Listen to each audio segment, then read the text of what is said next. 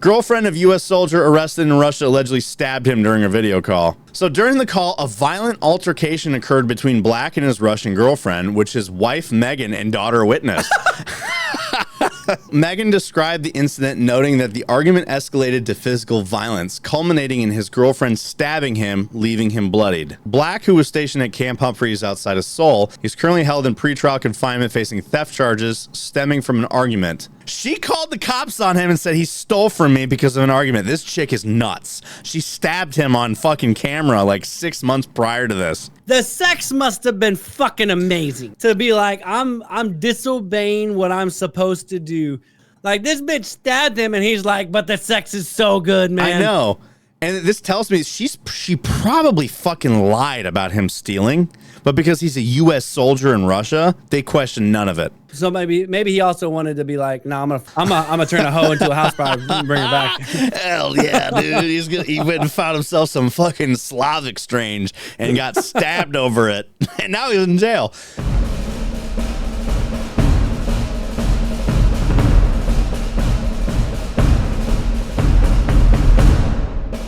Ladies and gentlemen, welcome back to another episode of the Barracks Party. As you can see, guess who's back, bitches? Just for this week, so don't fucking don't get it twisted. I mean, I don't know. You can twist it if you want. You might actually be able to record next weekend too. Yeah, probably. Because Blake won't be back from Utah. Blake decided to take a month-long trip to fucking Utah. So also, if he just did a silky site yesterday. I saw that, and then so Blake is in Utah to see his girlfriend, but he also did the Irreverent Warrior Silky's hike, and he made a post. He's like, he made a post, and it triggered so many people. I can't wait to talk to him about this when he gets back. But he was like saying that like none of these quote unquote veterans know that they're in the presence of a Navy SEAL Delta sniper. Marine, and people were just like in the comments section, just like talking so much shit to him about how he's not telling the truth. It's not a real thing. It's like, God, dude, do you people not fucking know what a joke is anymore? They really, they don't know what a joke is. Too.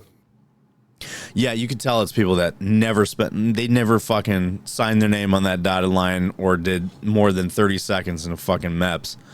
Like, it's crazy to me. It's crazy to me. I would have punched a drill instructor in the face. I would have beat up I would have fucking hit a drill sergeant if he got in my face, dude. I just see red when I get angry. You know, shit like that. People are stupid. People are fucking stupid. Yes. And I'm sorry, like, you know, it's not good to say that about everybody, but the truth is people are fucking stupid, dude. I don't know, man. Like, and then, so like I got back on Facebook just to like upload my graduation photos since I graduated college last week. And I can read. Woo! Yay, I can read. I've got the fucking college degree to prove that I'm not a dumbass. Yay.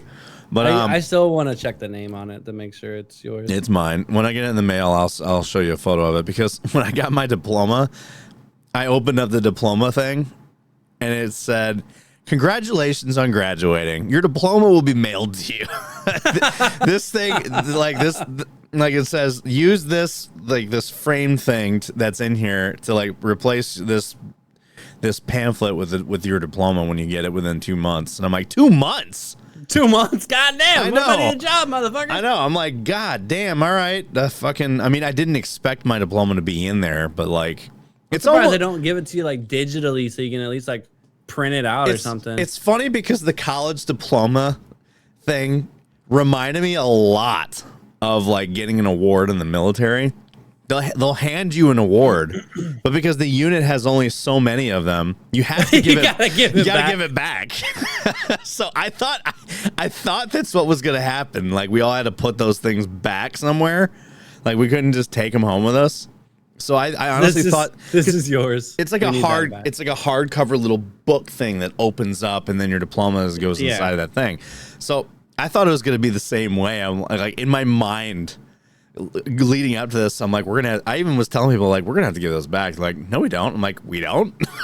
We don't have to give them back at all.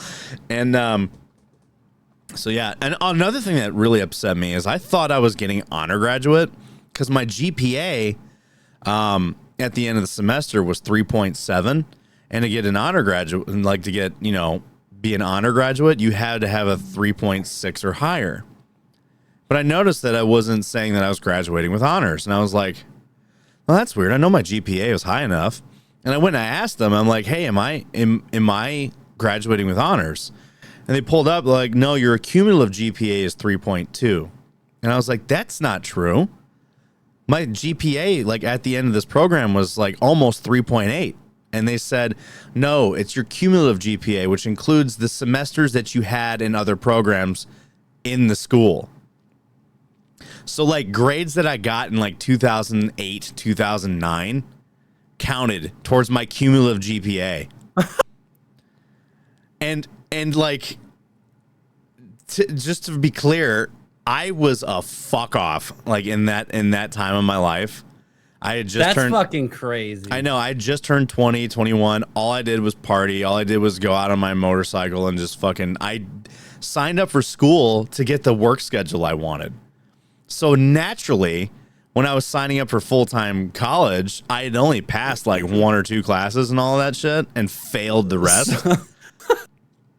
So they counted the I can only imagine, like, what if you've done so much college and like it dropped your GPA to like 2.0? Oh, I know. I was just like, and I'm like, wait, so you're counting the semesters I did in like the early 2000s against me? And they're like, yeah. And I'm like, that's bullshit. That's not even the same program. Those were completely different like school programs that I was in for that like it should at least count for the program I'm in. Like that was 15 years ago. What the fuck are you talking about? That's what I said. I'm like, you mean my grades from 15 years ago are counting towards my current GPA? And they said, yeah. I'm like, that's bullshit. That's bullshit, dude.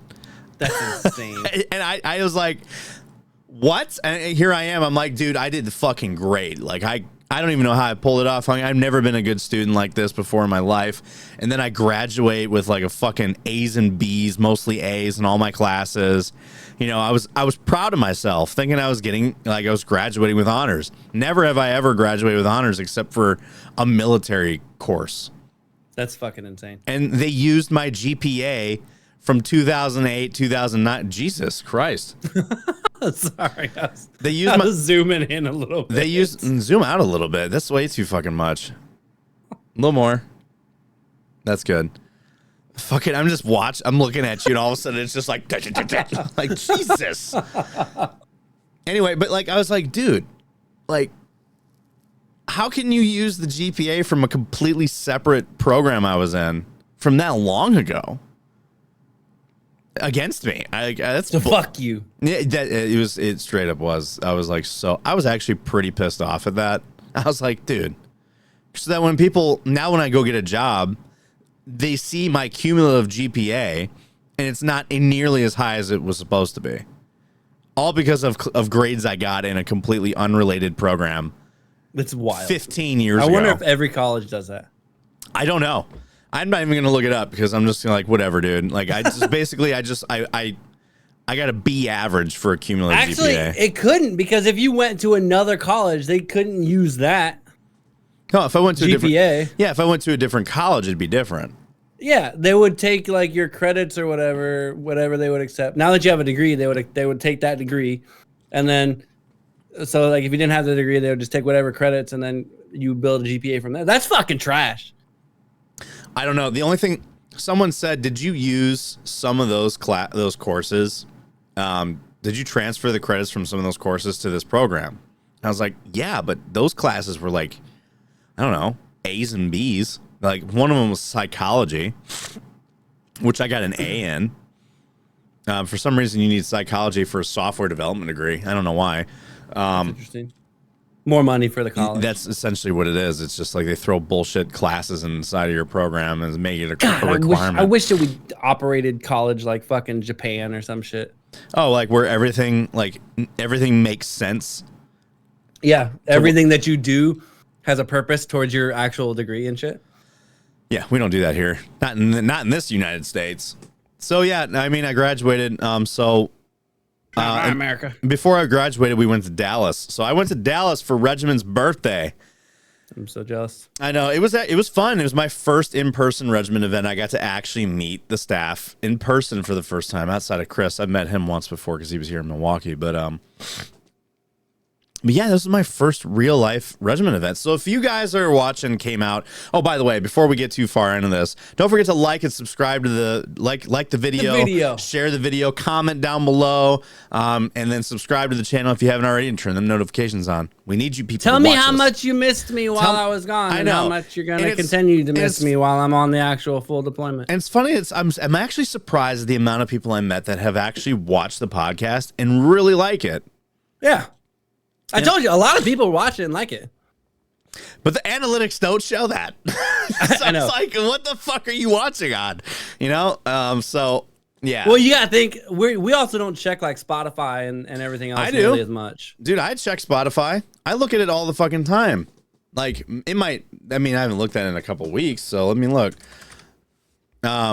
But yeah, the number of people that like, you look familiar, and I'm like, yeah, I'm blacklisted. I'm one of the staff members. I'm the host of Regiment's podcast. They're like, oh, that's where I've seen you. I'm like, yeah, that's funny.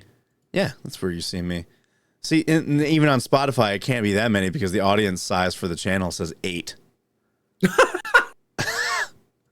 It says 8, so I don't know. It can't be that small. There's no way. That's what it says. I don't think that shows like how many people are listening to it though. I think that probably just shows how many people maybe click follow or something. Listen, man, I don't fucking know.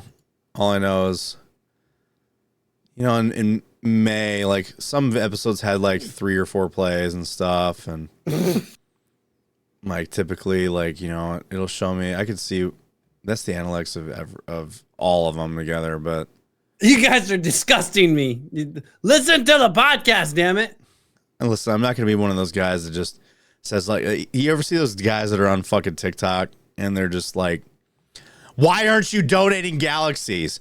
You guys don't have $5 fucking and shit like that and stupid shit. No, I'm not one of those guys. Like, you know. Why aren't you watching the podcast? Why don't you watch me? Anyway, but so yeah, being in Dallas was cool. Met a lot of awesome people. And I liked it. And being in Dallas, I'm debating on living there. I got myself a nice pair of boots, got myself a fucking cowboy hat. Oh, Jesus. I went full fucking Brokeback Mountain with that shit, boy. I've been going full fucking Brokeback Mountain on this fucking... It is weird. Underway. So, oh yeah? You cuddling up with some of your bunkies?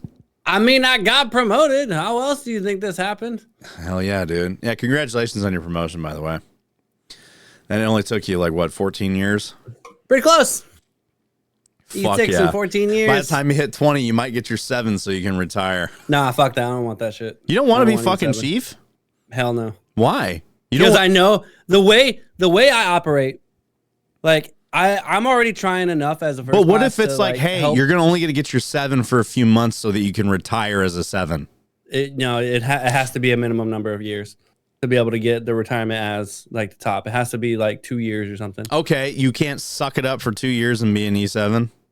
No, see, the way I don't want the struggle and the fucking stress of it, because as an E6, I can do so much. Like, I'm fine with doing what I'm doing right now because I just have a bigger voice as a first than I did as a second to like help my guys out. Like right now, I'm literally just fucking killing myself on the ship to figure out how to make shit not suck for the juniors, because the leadership from the top and the rest of the ship is fucking ass. Like it's trash. Isn't and I hate it. How does on every ship though? Say what? Isn't that like every ship? No, not every ship is like that. Honestly, I've seen some, like this ship is particularly bad because the amount of mental health patients that we saw before we got on deployment, it was so fucking bad, dude. And it's already so bad, and we've only been doing this a month, and the regular deployment is just starting. It's so fucking bad. And like top leadership is ass, and it bothers me so much. I've been trying to do this leadership course, the one I developed, the whole fucking month, and it just keeps getting put off. I'm like, yo, when the fuck am I doing my class? Because everybody needs to hear this shit. I particularly want it for the higher end people, the ones that keep fucking putting it off. So I'm like, I know you guys don't want to hear this because you keep putting it off. So like, I know if I ever made chief, I would feel so fucking obligated to do whatever I could to get rid of the toxicity within the mess. Did you ever as think much that as possible, like to make whatever difference that I could, and I don't want to deal with that. But you'd also be in a position to make those changes. Sort of. But I don't want that. I really don't. No, okay, so that make sense to me, right? So, guys, listen, does this make sense to you? By the time that I would ever make Chief, I'm so personally mentally exhausted that I don't want to take that on. This guy over here is like saying there needs to be changes that go into place and stuff, and I would like that to happen. Instead, it's like, hey, he makes rank to be one of the people that makes the changes or helps propel those changes, but then he's like, no, I don't want to fucking do that. I'm saying if I ever made it, I'd fucking do it, and I hate that I would do it. But but especially by that, give me 6 more years, I'm so personally mentally exhausted that I don't want it. I can make a difference in some other capability outside of the military. And see, and this is one of the things that, like, when I got out, I had fucking E7 saying, please stay in. The good people get burnt the fuck out. The good people leave. What up? So the good people leave. And I had a lot of, like, my fucking platoon sergeants and stuff when I was in say, like, dude, why don't you stay? And I'm like, because I can't fucking deal with this anymore. Like, well, if you stay and, you know, rise in the ranks, which you will, like, you can be the one that makes the change that you know, and, like, makes the positive change. And I was just like, the amount of time that it will take to get me to that point is not worth it to me. Yeah, it's a lot, trust me. But the difference is that you are staying in, though. You are staying in and doing the 20 years, right? Yes, I'm doing it, and I'm able to do it as the E6, and I'm fine with that. But I don't want the level of toxicity that's in the mess and the amount of effort that it would take. Like that's a whole new level that I could literally not touch until I'm ever at that level. You know what I'm saying? Yeah. Because you can't even get into the mess unless you're a part of the mess, right? It's such a mess. It literally fucking is. The mess is a mess. Yes. And I don't want at that point in my career, I don't want it. Yeah. I really don't. How is Steph taking the whole being gone thing? Well, she has CBD gummies now. She got a taste of the first month of you being gone. How was it? Well, she has CBD gummies now, so it's a lot better. It helped. Oh, significantly. That takes away like the physical anxiety. Just to take the edge off. Well, it takes away her physical anxiety. So like the bodily, like the heart ache, the like literally the physical symptoms that she feels from anxiety, like it helps all of that. So it takes all that away. That's good. So she can actually like function well. That's good. But she's been traveling a lot more. So she's been going back home, seeing her mom, going to Florida, seeing her best friend. Yeah. I mean, hey, that's good. At least she's, this is what happens when you're a military wife. You got to learn to get used to the fucking absence. Alicia. She works from home too, so it's really rough. Alicia, if I was, she would have it rough if I was still in. She would not be having a good time. Also, I found out something interesting about my wife that I didn't know. She's a natural blonde. She's a blonde. She's not a brunette. She just like secretly dyed her hair the whole time you guys been together? She's dyed her hair like dark brown this whole time. Never said anything. And just never said anything. I was like, and I found out yesterday that she's a blonde. Were her roots showing? No, she's a dirty blonde. So her roots are like a light brown, but as it grows, it's like, like a dirty blonde's not like blonde. It's dark. It's like a light brown with blonde in it. I've never understood dirty blonde. I'm also colorblind, so. Yeah, you don't understand that shit. But no, she's actually a blonde. And I was like, blonde to me, like dirty blonde to me looks like just light brown. Yes, well, it is in a way light brown, but there's a lot more blonde in it than just a person with light brown hair. I know you can't tell. Not to me. But I told her, I was like, technically you're the first blonde I've ever been with. Oh my god. I've only ever been with brunettes. She's been like, where's my wife? Who are you? And I was like, I want to see what your natural hair color looks like. because I've seen younger photos of her. She was blonde, like blonde, and I just thought like she just as she got older, her hair just changed color because that's what happens. But no, she actually is a blonde, and I was like, huh, you're a blonde. And then as a joke, I was like, things make so much sense now. Okay. She's not dumb. She's very smart. She's right across from you, isn't she? No, she's not. But but you know, my wife is very smart. You know, there are some times that she says things, and I'm like, what? Like the eclipse. So the eclipse was like, I was like, hey, at about 2 p.m. we'll get or was it 2 or 12? I can't remember. I was like, oh, around this time, the eclipse we'll have like a 90-something% of the eclipse coverage. So we can go out and look at it. And she's like, but where's it going to be? And I'm like, the sun? It's going to be outside. I told her, I was like, she's like, yeah, but like, where will it be? And I'm like, the sun? Where will the sun be? At 12 and 1 o'clock? Bro, that made me think of this. We had this book of non-medical. Well, hang on. This was just a moment that she had. It was like one of those moments. It was funny. I'm not making fun of her. It was cute. I love it. I love those moments a lot. But it's things like the statements like that. We had this book on the ship of like non-medical medical advice. So like, you know, that the actual mass cast that we had, one of our guys slept through it. So the 1MC, the PA Wait, what system. What do you mean he slept? He was he a corpsman? Yeah. And he slept through the whole thing? So it happened in the middle of the night. It was like 10:30.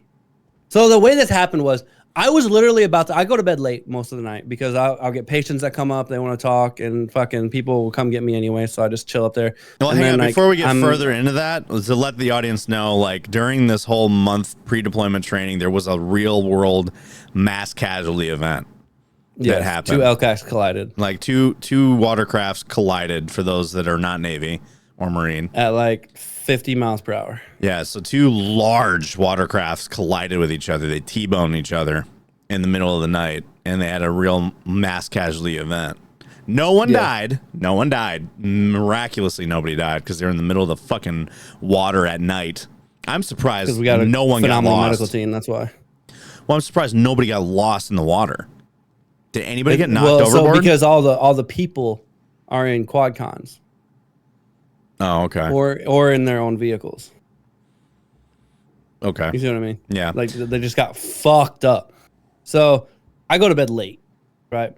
And so I'm usually just chilling with the crew, like feeling them out, like talking to them, and like that's part of my like helping people out. Is I'm either helping them out, like letting them get some temper chow, playing some games with them, randomly talking to them, etc. Like my job literally never ends. And I was about to go, so I walk out of our admin space, and it was like 10:30, and one of our guys comes out. He's like, he's on the POTS line, which is a line that's able to call like a regular phone, basically. And he's like, 2 LCACs just collided. I'm like, you're fucking bullshitting me. He's like, nah, I think we got a couple of patients coming in. And initially, we thought it was just going to be like 2 patients. The word that we got was like 2 people like hit their head, and we're like, oh, okay, that's not a big deal. Then all of a sudden, we hear 11 patients coming in, and we're like, okay, this is a bit more serious. And then lo and behold, we get like 30 people and like 3 critical patients. And so we're up for like 2 days. But one of our guys slept through it because, so like I said, because it happened late at night, so a lot of people were already in bed. And the 1MC, the PA system on the ship is broken in so many fucking places. So like, and I know in my berthing, you barely can't hear shit. Like you won't hear an announcement in a lot of places. Like it just doesn't work. That sounds like they need is that part of the repairs of why they're back? Why everyone's that's just, well, some places people legitimately will like turn them off. Oh. Some places it just doesn't work. And that's one of those things that's always an ongoing issue with like every ship. There are some places that like, they just have to put it in a trouble ticket, and like you just got to get it fixed. But this sounds very familiar to the barracks not getting fixed. Exactly, fix it yourself. So it's a lot of places like you just can't hear anything. Like actually in the ICU, the intensive care unit on the ship, we can't hear fucking anything. There are no announcements. We literally had to go into the P-way, the hallway, to hear anything because there's no announcements. Like if we were to ever like, they do these brace for shock when if the ship is simulating getting hit by a missile. We don't hear anything in the ICU, so like we're just gonna get flung fucking everywhere. All the patients are gonna go fucking everywhere. But so he slept through it, right? And one, that's not a failure of his fault because the system was broken. He couldn't hear it, and he was just sleeping naturally, right? He did nothing wrong. Everyone around him failed him because literally nobody went to fucking wake him up. I was gonna say nobody even thought to go get him. Exactly. That's what I'm saying. Like the sheer amount of fucking people. Like my team, the fleet surgical team, we did a muster. We did like a muster. We're like, all right, we'll make sure everyone's here. We were missing one person. He was asleep. He was like one of our guys. I told him, I'm like, hey, go get him. And he does this thing. He was like, hey, get up, and then fucking kept going. I'm like, no, you witness him wake up, get the fuck out of his rack, and then you come up here. Like, you know, just like, hey, man. Shake him, be like, hey, wake up. Uh-huh. Okay. And then just fucking leaves. Essentially, he just, nothing. So we sent him back down to get him. So we had all of our people, right? And we thought that they took a muster. I guess they didn't. So everyone that was up there failed him, right? So nothing of his fault. But we've kind of fucked with him. Probably, I would say a little too much before afterwards because he felt really bad because, like, you know, it's a real world scenario. Yeah, like that guilt of like he wasn't there. So like I try not to fuck with him too much on it. But in the book, like of the random medical, the quote unquote medical stuff that we have, one of the things that we wrote in there was like sleeping in prevents mass casualties. Like, fuck, poor guy. Just like, I fucking hate you guys. Poor guy, though. I mean, oh yeah, he's a cool dude. Though. He does a lot because it's not his fault, and people are gonna give him shit about that forever. Like, remember that time when you slept through a mass casualty event, and we had to do everything without you. So a lot of the time, like he'll run with it too. Everyone will be like, "Hey guys, remember that mass casualty?" I'll be like, "I don't remember anything. I don't remember what you're talking about." I know, it was so crazy. I slept through it all. You know, I mean, all you can really do is just laugh and move on. That's what we did with the helicopter crash when it killed everybody, like in Romania. Sorry, I'm surprised it wasn't a fucking Osprey. Yo, we got Ospreys, and every time they go up, I'm fucking terrified. Dude, no, this was like, it wasn't an Osprey, but it was like a Russian version of like a transport helicopter. And like, these things are about as reliable as an Osprey. Like, the inside of these things are horrifying to look at because they just look like gutted Cold War era helicopters, because that's what they are, and they're just repurposed for, you know, NATO use. So every time I was in one of those birds, because they went down a lot. Most of them, I like, obviously, like, it was just the bird went down, everybody was fine, maybe a few injuries here, but nothing like the one that happened in Romania where like it clipped a tree and went down and killed everybody. And we were on that bird. And no, I wasn't on it when it went down, so don't be stupid in the comments. It went down and killed everybody. I was on it. Like, no, that's not what I'm saying. We were on it, and it dropped us off. They got Kobe'd. And it got and it went down, like, not long after. So pretty much what it did was the bird went down. They dropped us off. We were doing a maneuver. One guy went, I'm sure I told this story already. He was a heat casualty. And then... Did you silver bolt him? Huh? No, we didn't. Did you get silver bolted? No, he didn't. The way that the Army does it is that we strip them down and we cool them off. You gotta get a core time, man. Don't ask me, dude. I'm not the fucking medic. I just know that, like, we didn't always have the medic never silver bulleted anybody from what I could see. And I think they joked about it, but I mean, I don't know if they ever really did it. But anyway, so we cooled it. We were cooling this guy down, and in the middle of it, he went hypothermic. So, because it was cold outside, the weather sucked, and the reason why this guy became a heat casualty in a cold weather environment was because we were doing like a 20-click maneuver, and this dude decided to wear all of his cold weather and wet weather gear at the same time. So he was wearing silkies, which is like the Under Armour shit, waffles, which is like the thermalware, and then fucking his rain shells over everything. His Gore-Tex. His Gore-Tex rain shells to stay dry. So within a mile or two, the dude fucking fell out because he was a heat cat.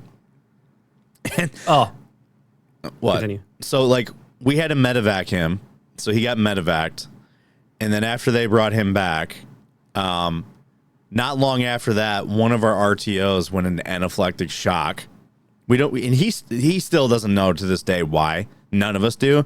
He just knows he had to, like, throughout the rest of his time in the Army, he had to carry an EpiPen with him everywhere he went because he didn't know what he was having a reaction to. He just happened to go into anaphylactic shock. And then, like, the medics gave him a fucking EpiPen, and we had to medevac him out. And after they medevaced him out, the bird went down and killed everybody. He wasn't on it. That's depressing.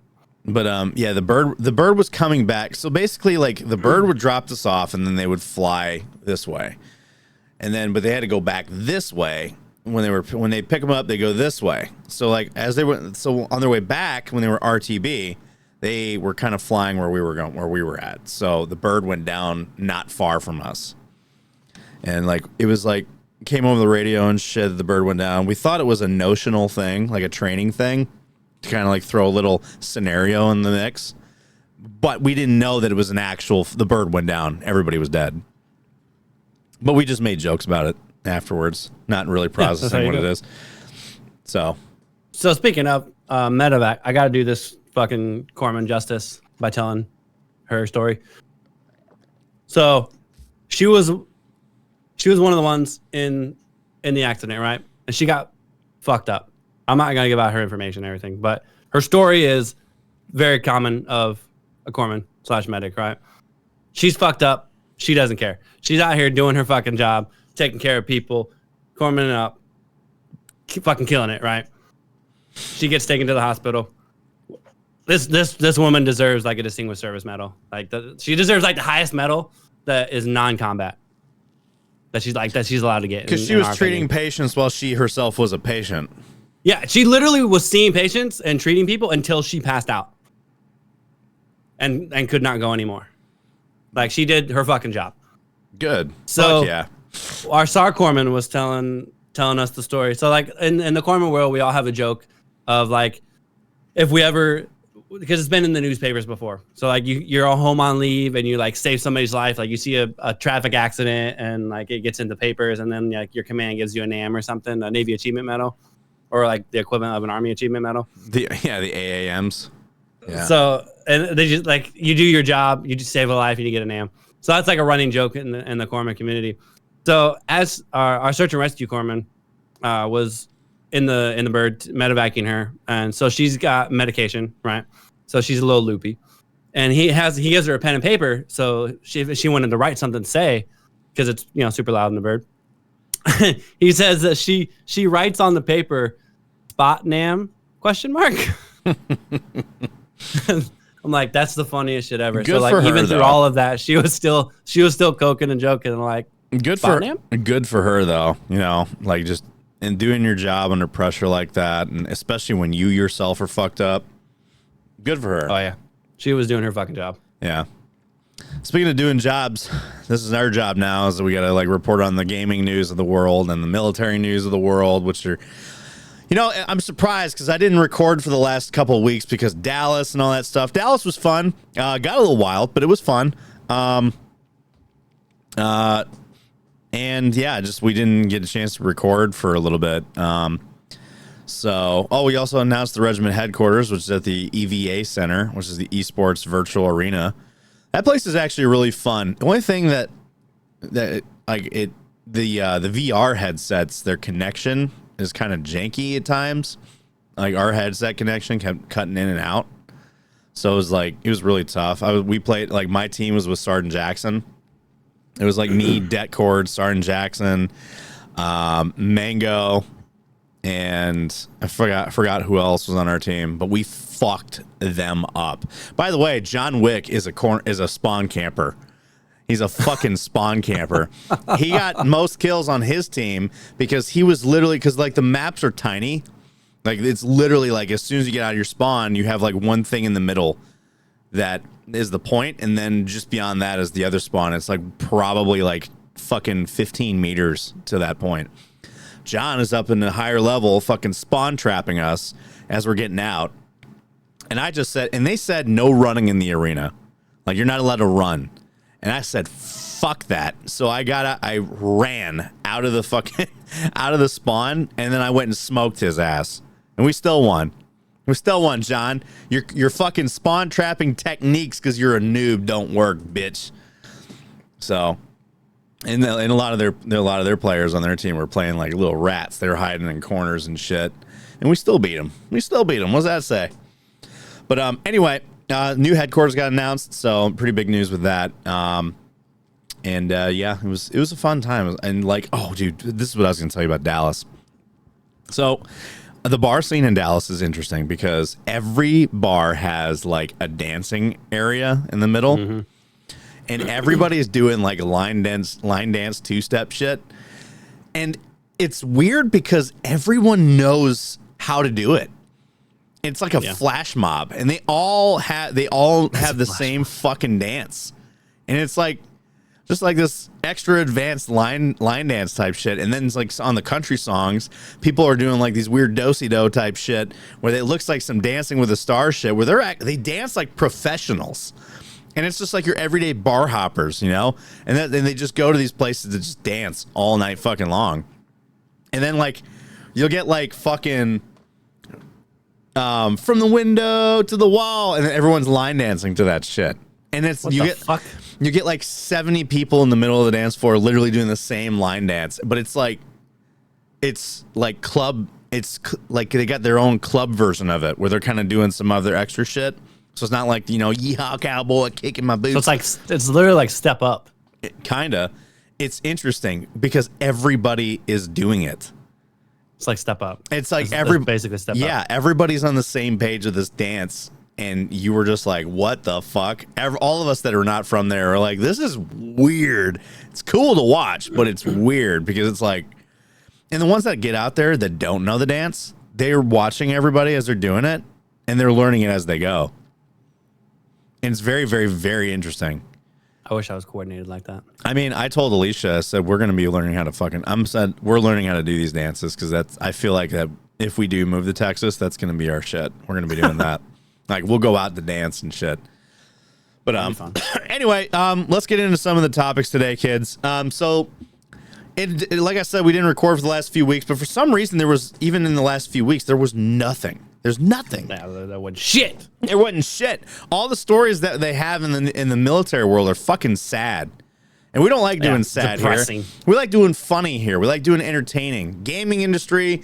Or non-political. Like it's either political or depressing. And we don't want to do either of those. We want to do something fun for you guys. So we're going to do it a little differently today because we're going to talk about gaming news first. There's a lot of big stories that come out in the gaming Which is world. funny because unless it's gaming, we'll give you depressing gaming news all day long. We'll give you gaming, dude, fucking depressing gaming news. We'll hit you up with that shit like crazy. So, Speaking of, the first topic, EA is looking at putting ads in games. So this is where we should put the G Fuel ad right here. I know. Which G Fuel ad? He's looking to put an ad in his game. Which G Fuel ad? The promo? It doesn't matter. I mean, the promo. Either one. The promo's already done. The promo's already gone. I know. If you guys saw the fucking promo video I did, me and him did, it was good. It was very good. Even Hatfield was like, I can't unsee what I just saw. G Fuel was like, they loved it because I threw that little fucking uwu at the end, and I was worried. I can imagine the G Fuel guys. I was so worried that G Fuel would say, "That's awesome, but we can't use it."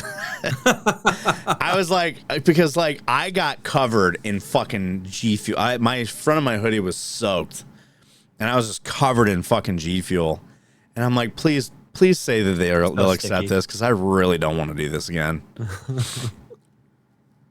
And they approved I saved it on my phone. I'm gonna show the guy. A lot of the guys on ship have been like super jealous of like a lot of the people that I know and things that I've done with Regiment and IW. So like I showed them the last commercial with Blake that we did, and they're like, "That's fucking awesome." Yeah, because they also see him on TikTok, and they're like, "Oh, that's so cool." Because they like, can relate. He's just a regular dude that's popular on TikTok, my guy. We're gonna have to tell Blake, like, guess what, dude? The fucking Navy. You got fans on the ship. You got fans on the boat. So yeah, EA's looking at putting ads in its games. That's super cool. Can't wait to talk about that.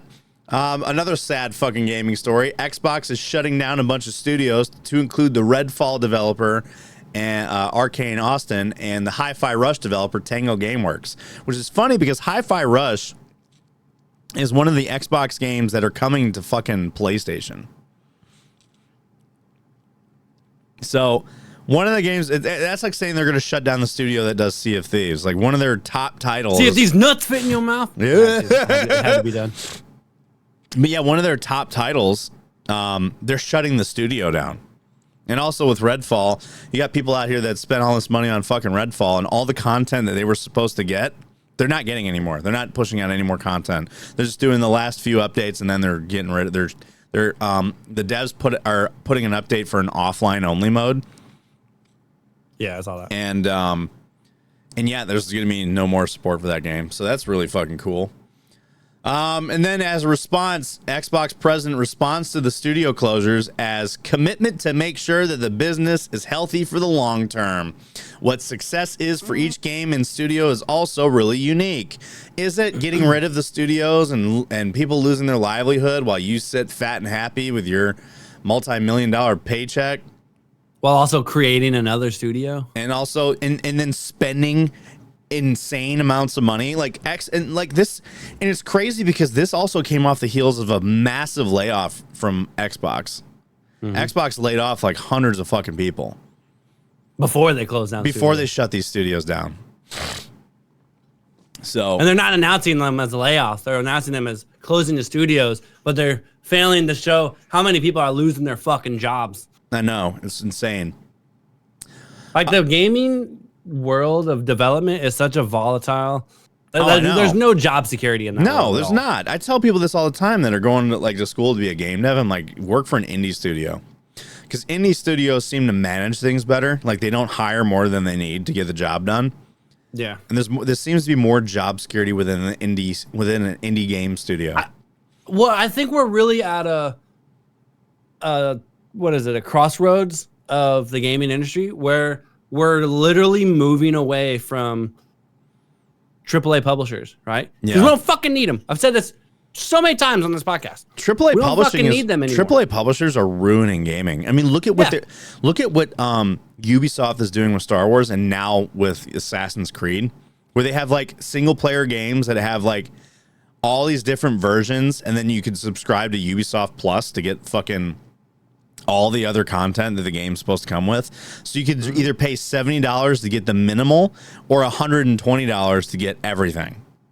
Yeah, it's just a money grab now. It's the mobile gaming outlook, basically. Yeah, and there's single player fucking games. Like there's like certain levels that are locked behind these paywalls, and it's like, why do that? I mean, to make more fucking money, and the only way that shit will stop is if people stop buying them. I think it's slowly becoming that way because we're also learning and noticing that we don't fucking need AAA publishers anymore. With streaming, YouTube, and just how big the gaming industry is in general now, we don't fucking need the marketing and the money of a AAA publisher. Like when Call of Duty first came out, they fucking needed Activision because they didn't have the money to be able to do it, let alone the marketing and anything to be able to push it out. Right? They needed that fucking revenue. Absolutely. And now you can fucking send some shit out on Instagram and put it on Facebook. Like you're gonna give your game to a few popular streamers and be like, yo, play our game, please. We'll give you a free copy and like shit like that. I'm like, all right, fuck yeah. And they send it to a few like decently smaller but big streamers. Boom, game fucking blows up. The game industry is like it's taking a weird turn. Like we're slowly realizing that we don't need major publishers. Nope, not at all. All right, so next topic in gaming Valve is finally making a new game. I don't want to say finally because this game looks like shit. Hang on, and I'm saying finally because Valve hasn't made a game since Half-Life 2. Because they have Steam. Everyone's been waiting for fucking Half-Life 3 for decades. And Valve apparently has a new game coming out. It's not Half-Life 3. It's called Deadlock. And this article says, if Deadlock is real, the visionary Valve we once knew is gone for good. Because, yes, this game looks like complete dog shit. I mean, have you seen Counter-Strike 2? Trash. Yeah, but people play it like crazy. People play it because they played Counter-Strike like crazy. Counter-Strike is probably one of the longest standing fucking PC games, right? Like, it's continuously been updated and shit. And obviously supported. But Counter-Strike has been around for like almost 20 years. Yeah, Counter-Strike has been around. Let's put it this way. Counter-Strike has been around for so long. It's actually one of the first multiplayer games I played on Xbox. When Xbox Live first became a thing. It's been around for. And like their gambling market, really. Their actual market is one of the things that's kept them going for so long. Like it actually makes a lot of sense the way that they've done that market. But they banked off of that popularity of Counter-Strike, and Counter-Strike 2 is just riddled with fucking issues. It's riddled with fucking cheaters. It's riddled with glitches and problems. Like, it's not nearly as good as the original Counter-Strike. No, but it's not. They don't have the original Counter-Strike anymore because it's just Counter-Strike 2 now. Yeah. So in the next gaming news, we have The Division. So a lot of people that play The Division have been wondering, what is the status for The Division Heartland? Because it was the next installment in the Division world. It was a big content drop for The Division 2.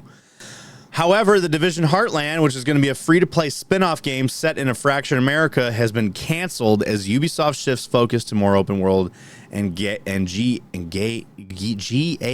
titles. What the fuck is that? Games as a Service titles. Of course they are. Of course they're shifting the games as a service. That's the most fucking Ubisoft thing they could ever fucking do. God damn, I hate publishers so fucking much. Shit. Yes. Anyway. All of what he just said. We'll get back to that. Army General bans most work texts after a duty day. Democracy. Wait, what? Hold on. No, we'll skip a whole ass article. I did skip a whole ass article, and there's a reason for that. We'll get back to it. All right. Army General bans most work texts after duty day, which is crazy. We did talk about something like this, but it was at a company level, and now a general is saying that he's gonna be doing it now. So that's, all right, fuckers. I want y'all to text the number that's in this picture and put the response that you get in the comments. Oh my God, they did, but they left the fucking number in there, didn't they? They left. I want to know what the fuck it is. Hang on. Let me go to it real quick. All right, guys, look at this. Hang on. Is this doxing? No. This is an article. 833-429-6949. Give it a message and tell us what you got back. They didn't even think to edit the fucking number out of that. I can't believe it. I can't believe that. That's funny. Yeah, text it. See what you get. I don't know whose number that is. So we didn't send it says Air Force photo by Airman First Class Whitney Gillespie. That's Giuseppe. Oh. Shut the fuck up. That's Giuseppe. Wow, I actually pronounced the name and you couldn't. I'm sorry, it's a foreign fucking name that I don't know. I've pronounced it. That is a very fucking common Italian name. Giuseppe. Hey, Giuseppe, go get Tony. Go get Soprano. Culo. Anyway. So, yeah. So, our next topic. Disabled veteran is going to prison after feds catch him walking. Uh-oh. I'm walking here. I'm fucking walking here, bro. This is why you don't lie to the VA. I like how it says 100% disabled in quotations. You can walk and be 100% able. Yes. Disabled. Oh, absolutely. I'm willing to bet that the article actually talks. This dude straight up committed fraud. He straight up committed fraud. I saw the first paragraph of it. Basically, he went into a wheelchair, and then after his fucking CMP exam, he just ditched the wheelchair. He's out here playing basketball and shit. Yeah. So we'll talk about that guy in a bit. You're a fucking idiot. Like if you're gonna fake an illness, fake something else. Fake something you can't really prove. Fake something that it's hard as fuck to prove true. Like depression. Or honestly, don't fake it to the VA. Like, yeah, you're right. They will lock you the F up, bro. I like how you said the F up while we've just been cussing this whole time. I know. Fuck, cunt, shit, piss. Anyway, so I don't know what it is about lower enlisted guys. And is this guy even lower enlisted? I think he's a sergeant.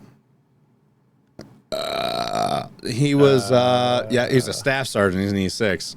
So wow. he wasn't lower enlisted at all. Is he a reservist? No, he was stationed in Korea. He's active duty. So anyway, basically, it's always Korea. Some of y'all just go to fucking North Korea and think you're gonna get away with it. Regardless, there's always some lonely soldier that goes after some Eastern Bloc pussy. So, U.S. soldier detained in Russia after meeting woman who claims to be his wife. He has a Russian girlfriend that he claimed to be his wife. So the guy took leave, but lied about where he was going, and then got arrested in Russia. What is this, man? Trump out here marrying Russians? Fucking dude, Slavic chicks are crazy. There's a reason why. I'll say this: there's a reason why fucking Joes will go after them, and that's why in Europe most of the strippers and hookers are fucking Eastern European or Russian. More the top strippers are the top ones, yes. So because they're also they're fucking hot. They are very attractive women. This is true. I don't like the way that you're downplaying this. I will say this. No, here's the reason why I say that. Eastern Bloc women do not age well. They do not age well. Yeah, you get the babushka lady. Most of them, they turn into fucking Olga after they turn 27. That's why I got me a nice Filipina. She's gonna age great until she wakes up one day and I'm sitting next to Mother Time. But essentially, Eastern Bloc women fucking live hard and party harder, and it catches up to them almost at once when 30 rolls around the corner. When 30 rolls around. So Jesus. See, I'm gonna be great. I'm gonna have a sexy woman until she hits 60. I'm not even lying about this. There were some chicks when I was in Italy, and they were Romanian or Russian, and I'm like, how old are you? And they're like 26. I'm like, you look 40. In my mind, I'm like, you look fucking 40. They have no eyebrows, so their eyebrows are drawn on and shit, and the smoking and drinking has aged them significantly, and they look much older than they actually are. So I told John Wick that you called him out. Why? So he'll listen to the episode. Oh, that I called him out for being a fucking it's for being a fucking spawn camper. Yeah. Yes. But there's even who told you? So anyway, there's an update also to the whole Russian girlfriend incident. So the girlfriend of the U.S. soldier arrested in Russia is allegedly stabbed him during a video call, and this is this goes hand in hand with what I said about fucking Eastern Bloc women. They're nuts. They're crazy, And they always say crazy women have the best pussy, and that's why these guys will always fucking go can confirm. Crazy women. There's a reason why guys will go after fucking broken women, and by broken, or multiple personality ones. It doesn't get more broken than fucking Soviet Union, honestly. So yeah. His Russian girlfriend, allegedly stabbed him on a video call with his soon-to-be ex-wife. So that's so Russian. That is such a fucking Slavic thing, dude. That is the most Slavic shit. What you know about Slav life? Da. You know what? Hold on. I'm about to open a fucking window right now. I'm dying in here. Is it hot? Yes. Dude, it's freezing in my room. I got the air cranked. What's up, guys? Regiment in this podcast is brought to you by G Fuel, the ultimate energy drink for gamers. G Fuel uses a special blend of vitamins, antioxidants, and other natural caffeine resources to keep you from having those jitters or even that crash that you normally would have from other energy drink brands. So whether you're having a long gaming session or you're just having a long day and need a pick-me-up, G Fuel definitely has you covered. G Fuel also has a wide array of flavors to choose from. But if you don't know what flavor you want to try, they also sell variety packs on their website, and they even come with a cool shaker. So head on over to gfuel.com and use promo code Regiment at checkout to get up to 30% off. That is Regiment, promo code Regiment down here at checkout to get up to 30% off. All right. There's breeze up in here. Let's There's talk a spider in there. I'm pretty sure it's dead, but we're good. I'll fucking kill the shit out of it. So let's get into the whole apartment down. Hell yeah. So dude, there's a movie that I made Alicia watch before I went to Dallas. It's called Infested.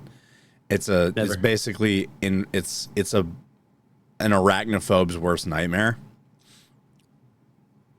Speaking of, did you know there's a VR game where it's got an elevator, and like you press a button and like a whole bunch of spiders will crawl out, and then there will be a massive like fucking 8-legged freak in front of you, and you know it's coming at you, like you know it's just gonna fucking jump at you. You cognitively are aware of it, and you're just sitting there staring at it, and it like slowly comes towards you, and then it jumps at you, and you still like fucking fall backwards. My friend got me with it when I was in Gitmo. I hate him for it because I knew it was coming. I knew it was gonna jump at me, and I still I hate it. I might get Alicia on this. Anyway, so back to our topic. If you Google the Spider Elevator VR game, you'll probably find it. I will look it up later. All right, article time. EA is looking at putting ads in games. Yeah, boom, buddy. Regiment ad right now. Yeah, as long as it's meaningful, as long as it's a meaningful driver of growth. That's what EA said. As long as it's a meaningful driver of growth, whatever the fuck that even means. So EA CEO Andrew Wilson has revealed in a recent earnings call that the company is working on putting in-game advertisements into its releases, viewing them as a meaningful driver of growth. Does that mean it's going to be like when you're watching Hulu or Netflix or something?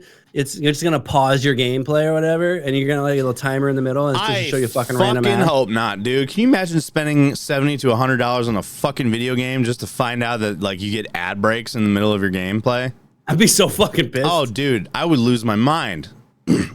Especially like imagine it mid boss fight, like you're about to hit something or hit a dodge, and then boom, ad break. Let's be honest, dude. I guarantee you that they're going to start rolling these out in the sports games. I can see that.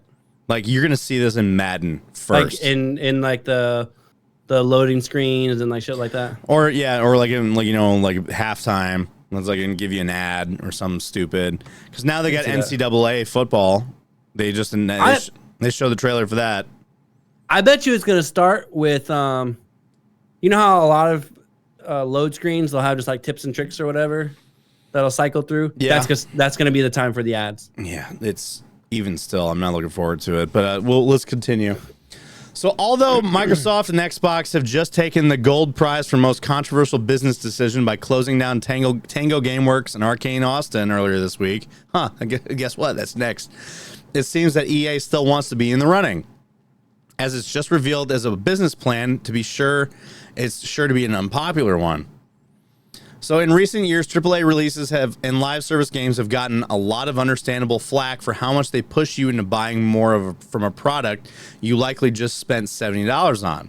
That's been controversial enough this generation, but it seems that EA wants to take it one step further and is looking into putting in-game advertisements into its releases.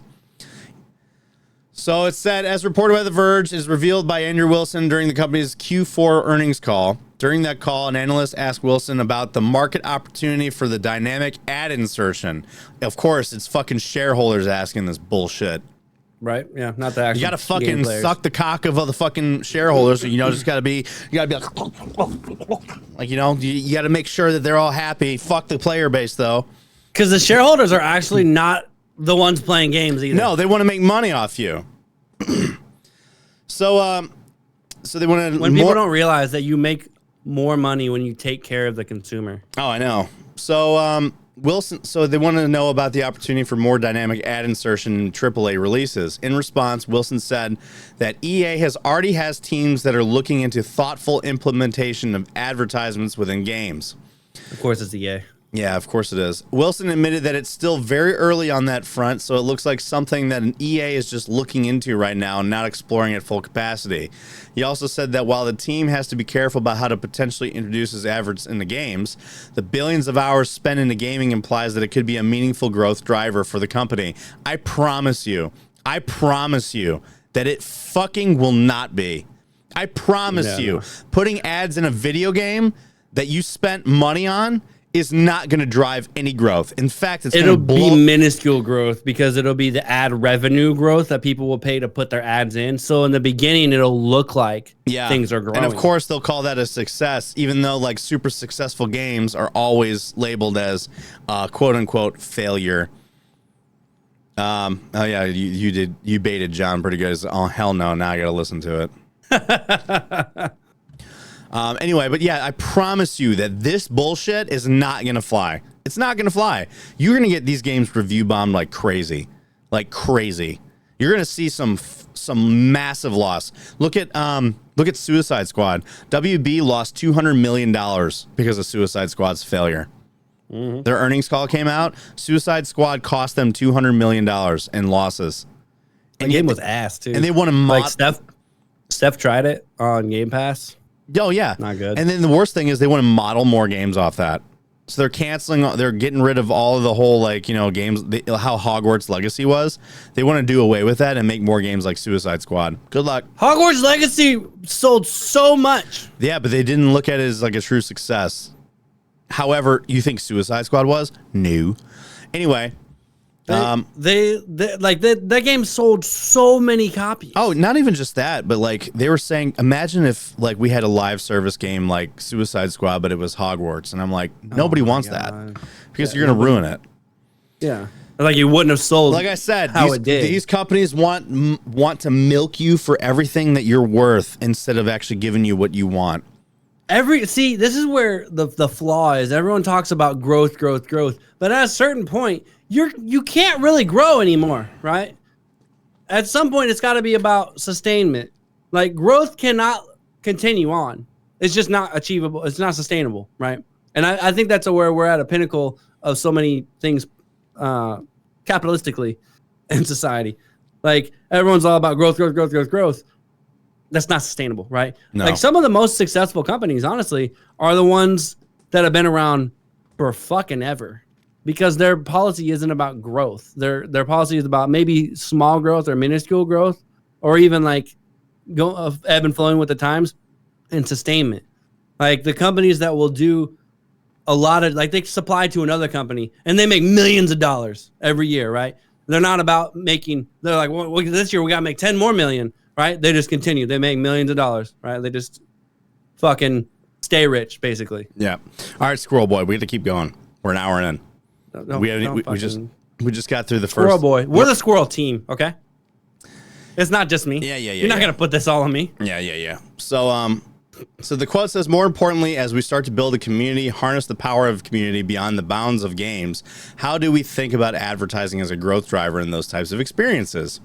If you read through the transcript of the financial earnings report, it's clear Wilson is being very careful with what he says about advertising within games. This suggests that he knows it's going to be an unpopular move if it's implemented, but that hasn't stopped the studio from already working on and considering how best it could be done. To be completely fair, it's not like video games are strangers to ads. Even the beloved titles like Death Stranding and Alan Wake haven't shied away from a bit of product placement within their worlds.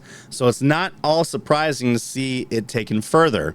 We'll have to see how EA eventually approaches it as thoughtful as Wilson has suggested. Now, I will say, on that note, if it talks about like the product placement thing, I've noticed that in video games for a long fucking time, right? Yeah. If it's product placement, I'm kind of okay with that, right? Like you see a character that's like drinking a Coke. Death Stranding. Not a big fucking I think it was a beer or something in Death Stranding. And then but in general, like you see like a billboard or something like that, or the store that they're going into, or like let's say it's a zombies game, right? And that's like an abandoned Walmart. Mm-hmm. Don't care. Like that's advertising for Walmart, right? But in reality, that's not something. That's an advertisement that I don't really give a shit about. Especially because it's not changing the dynamic of the game. It's just product placement. It's just putting it there. Yeah, I mean the product placement thing is like more. It's not in your face. It's more natural. It flows naturally. Like yes, so like an ad break for example would be not fun. So Yeah, an ad break would fucking ruin everything. Well, like the but article, like product placement. Sometimes they make it a little obvious, like you can tell what they're fucking doing. Yeah, yeah. But it doesn't truly disrupt anything. You're just like, I see what you did there. Well, like the article said, we'll really see what that even entails in the coming times when that actually rolls out, if it rolls out. So, like one of the smartest ad placements is Apple. And like in movies, so like one of the ways you can see it, like a villain will never have an iPhone. Yeah, a good guy will always have an iPhone. Yeah, and that's product placement by Apple. And they've signed a contract with fucking Hollywood or whatever. Like a villain will never have an Apple. Production studios are not allowed to like put bad guys with iPhones, which is crazy. Which is the opposite of how I expect all bad guys to have iPhones at this point. That's because iPhone is like such a corporate snobby thing to have. But anyway, next topic. The cult. It's literally a reverse of what it used to be. It is a cult. It's a cult. It's an expensive cult. That's what it is. So Xbox is shutting down Ghostwire Tokyo, Hi-Fi Rush developer Tango Gameworks, Redfall developer Arcane Austin, and Hi-Fi Rush developer Tango Gameworks have been closed. So Xbox Game Studios head Matt Booty, cool name, bro, has announced that the shutdown of Arcane Austin and Tango Gameworks amidst huge cuts at Bethesda. Today, I'm sharing changes that we're making to our Bethesda and ZeniMax teams. These changes are grounded in prioritizing high-impact titles and further investing in Bethesda's portfolio of blockbuster games and beloved worlds, Booty said in an email Microsoft staff. Those roles will be impacted, will be notified today. Bethesda remains one of the only key pillars of Xbox with a strong portfolio of amazing games and thriving communities. We're amazing as a stretch there. Dude, we know he's not referring to Halo. Here's the thing, man. Gone are the golden age of fucking Bethesda. Gone is that time, because since Fallout 4, Bethesda has not been the same. Fallout 4. Speaking of Fallout, fucking phenomenal series. Yeah, and Fallout 4 saw a massive resurgence. Alicia's playing Fallout 4. She never has played it. She's like, I love this game. And I'm like, it's a good game. Yeah, they're seeing a massive resurgence because the show is so good. Yeah, the show is that good. But since Fallout 4, Bethesda has struggled to put out something good. I mean, I guess you could say Doom, but Doom wasn't like it was a studio that was owned by Bethesda. It was a Gearbox, I think. And I've wanted to go back and play Fallout after watching the show. Yeah, and I started to, but then other games came out and I started playing those. So, but anyway, as we look into the future, there's an impressive lineup of games on the horizon. In 2024 alone, we have Starfield Shattered Space, Fallout 76 Skyline Valley, Indiana Jones and the Great Circle, and The Elder Scrolls Online's Golden Road. Man, we're still pumping out shit for the same titles that are already out, huh? So here's the thing. 3 of the 4 things here are games that are already out. Like, so in 2024 alone, we have we have an impressive lineup of games in the horizon. Starfield Shattered Space, which is an expansion on Starfield. Fallout 76 Skyline Valley, which is an expansion of Fallout 76. Elder Scrolls, which was a failed game. Yeah.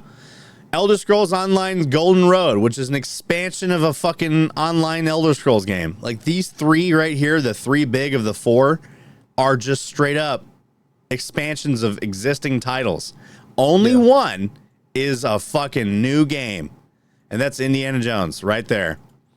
So as we align our plans, resources to best set ourselves up for success in this complex and changing industry, our teams across Arcane Lion, Bethesda Game Studios, id Software, that was who did Doom, Machine Games, ZeniMax Online Studios, and the Bethesda Publishing and corporate teams will be well positioned to build a new IP, explore new game concepts, and expand our existing franchises. So what studios have been shut down? In Booty's email, he announced that 4 studios across Bethesda are being closed. So those studios are Bethesda owned. Arcane Austin has been shut down, with some members moved to other studios within Bethesda. Mighty Doom developer Alpha Dog Games has also been shut down, with plans to sunset the mobile spinoff August 7th, which is Mighty Doom a Doom game? Sure. Yes, it is. It's a Doom spinoff. It's a mobile Doom spinoff. After having just launched Hi-Fi Rush on PS5, Tango Gameworks has been closed, and Roundhouse Games is being absorbed into ZeniMax Online Studios to work on the Elder Scrolls Online. It's unclear why each studio was shut down, though it's worth noting nobody's asked for either. A lot of people have had issues with the Elder Scrolls. Oh, I know. Online. Alicia used to play the fuck out of it. Now she doesn't. It's unclear why each studio was shut down, though it's worth noting that last year, Bethesda Softworks Senior Vice President Todd Vaughn said that Hi-Fi Rush was one of the most successful launches for Bethesda and Xbox in recent years and generated significant positive momentum for the business and Tango. Successful game leads to closure. No fucking shit. You mean what the hell was Hi-Fi Rush even anyways? It was, I don't really know what the game was, but apparently a lot of people that played it said it's a very good game.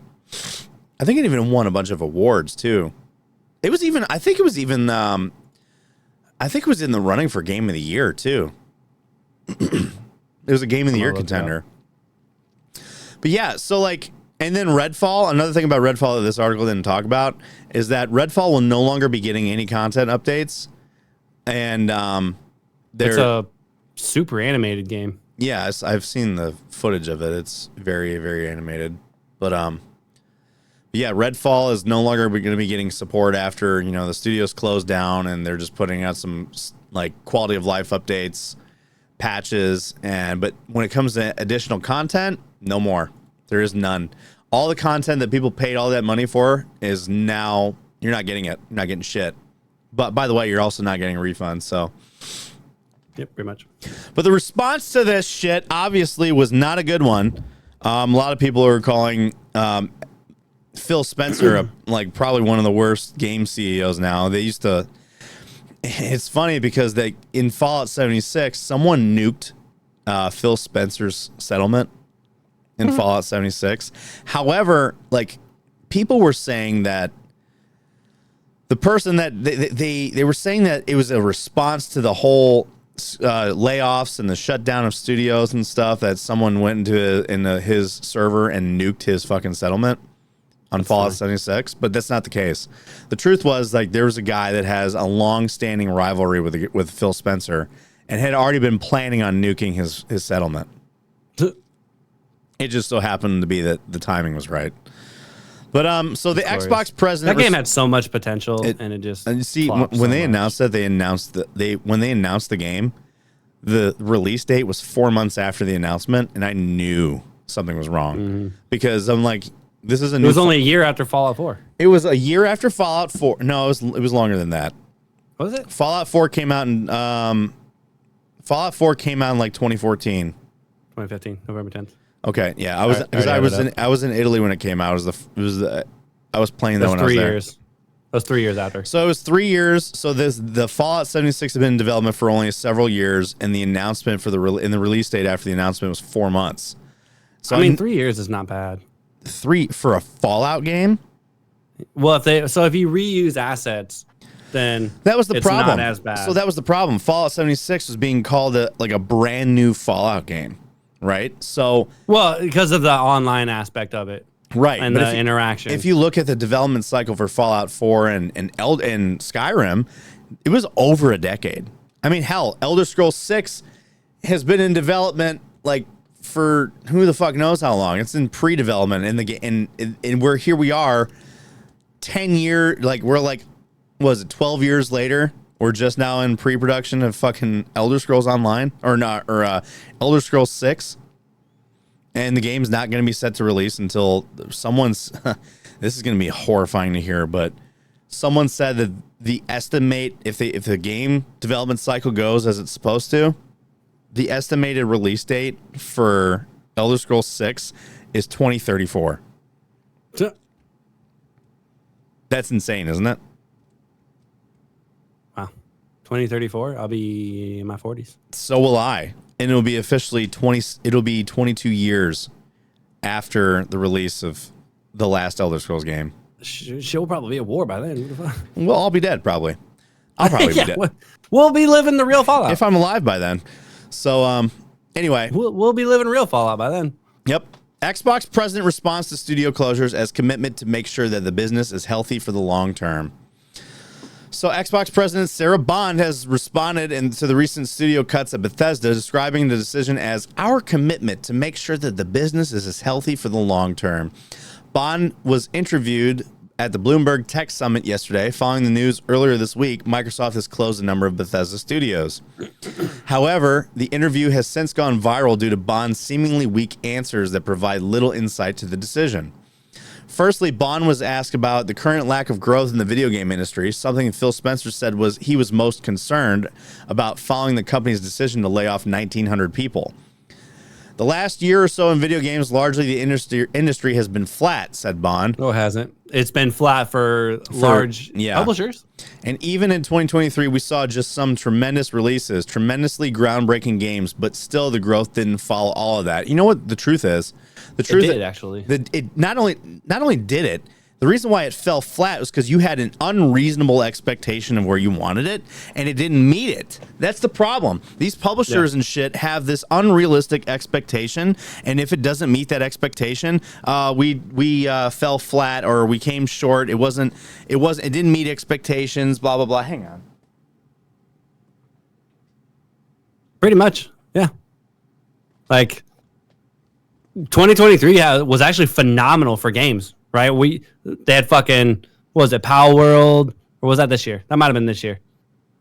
Like just in general though, the amount of games have been fucking phenomenal, right?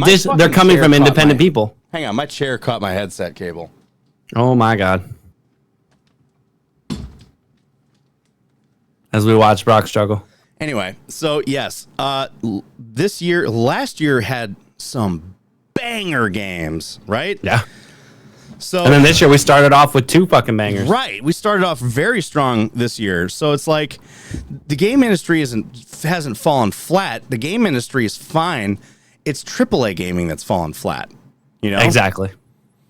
So this whole thing right here is like, no, it didn't fall flat. It just didn't meet your unreasonable expectation. And AAA gaming is kind of going away, especially when you look at Fortnite with the Unreal Engine and how the UEFN is like the Unreal Engine within Fortnite. People are creating and developing these amazing games that you can access in Fortnite that look nothing like Fortnite. No, I know. And they're learning, and like I've seen the development for how an EU game is done. Like it's confusing, but like it helps you walk through it essentially. Like you can learn it very simply. Yeah. And people are developing these games solo by themselves, right? And they're phenomenal and they look amazing. Yes. AAA games are dying. We don't fucking need you anymore. Yes. Anyway, so the last year or so in video games, the large industry is, that's why I read that. So a lot of it's related to our need to bring new players in and make gaming more accessible. But all of that has been happening at the same time, and the cost associated with making these beautiful AAA blockbuster games is going up. They're blaming it on cost increase again. Oh, okay. Yeah. And the time it takes to get them going to make them is going up. Cost isn't increasing. You're just taking all of the money, and you're like, I want to keep all of this. Yes. And so much of focus as Xbox is about how we do things to help the industry all up. What's crazy is like you can only spend so much money, right? No matter how rich you are, you can literally only spend so much money. Yes, while also ensuring our brand, everything that we do is there through this moment of transition. Bond was then asked more specifically about the recent closures. She replied, "It's always extraordinarily hard when you have to make decisions like that." Of course, this is a PR answer. We looked at those fundamental industry trends that we feel deep responsibility to ensure that the games we make, the devices we build, the services we offer are there through moments. Even when the industry isn't growing and you're through a time of transition, the industry is growing, you stupid bitch.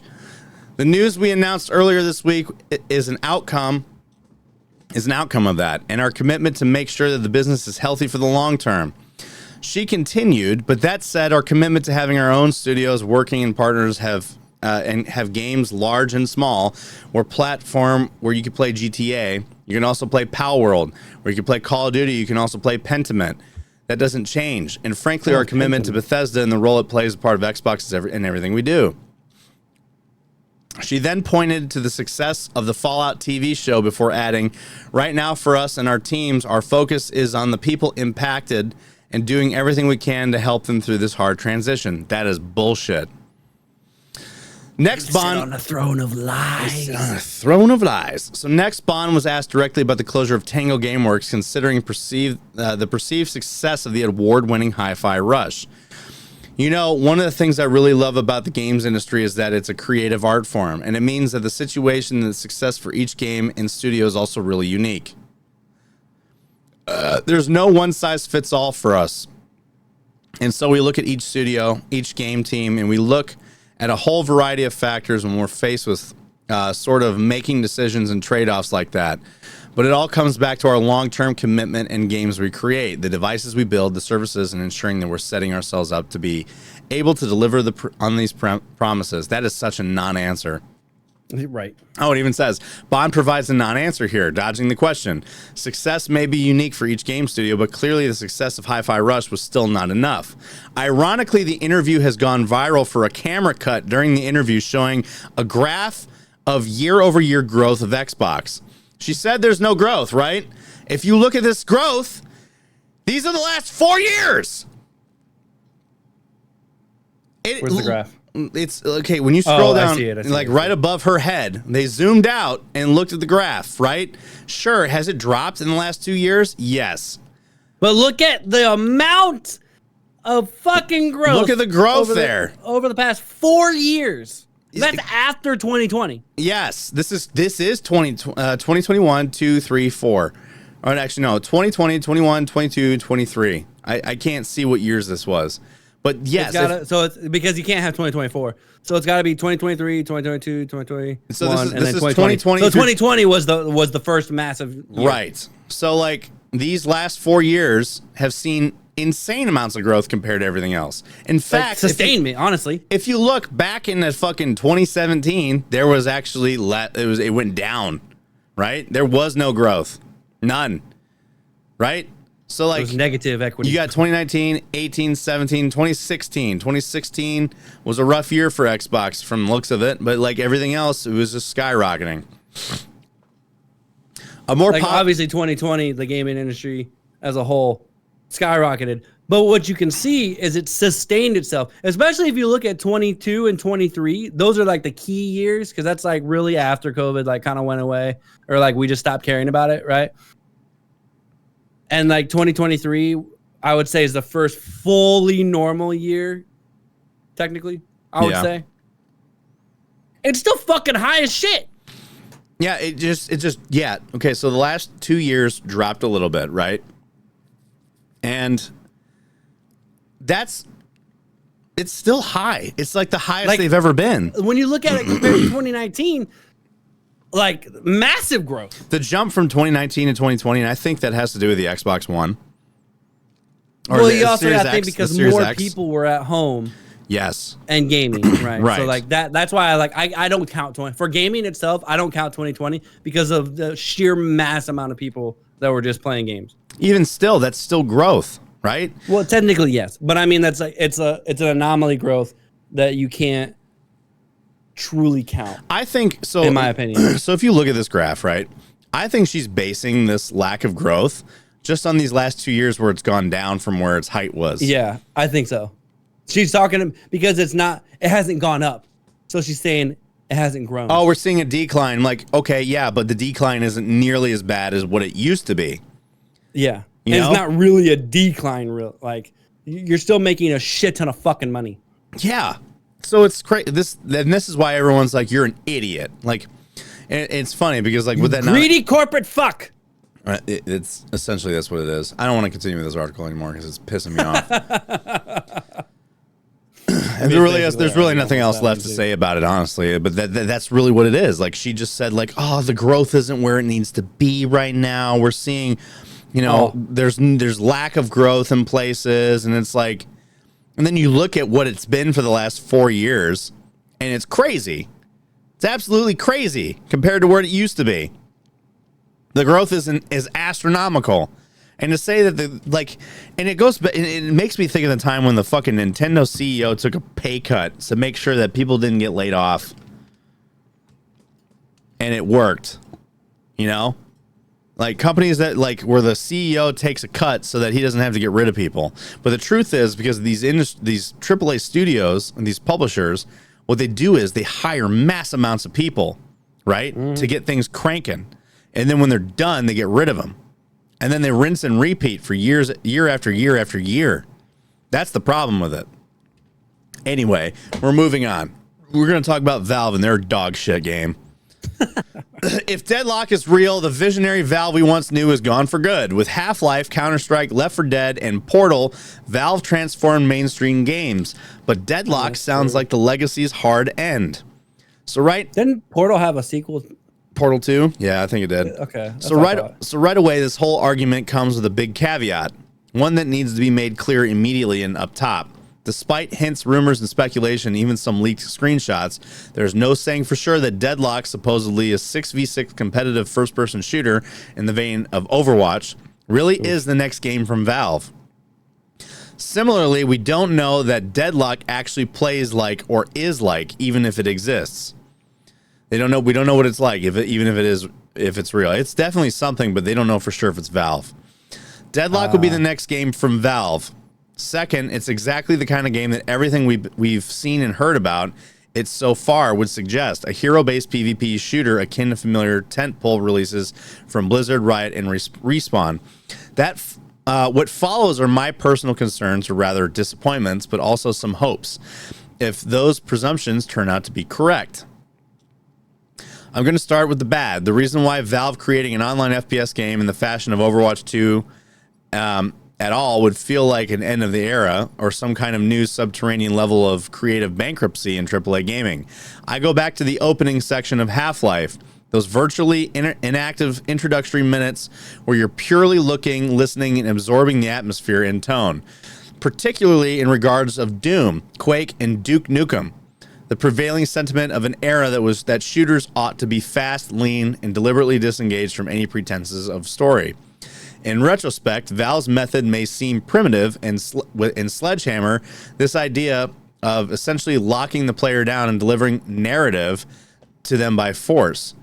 But that bluntness is characteristic of what was once the studio's determination to challenge and revolutionize.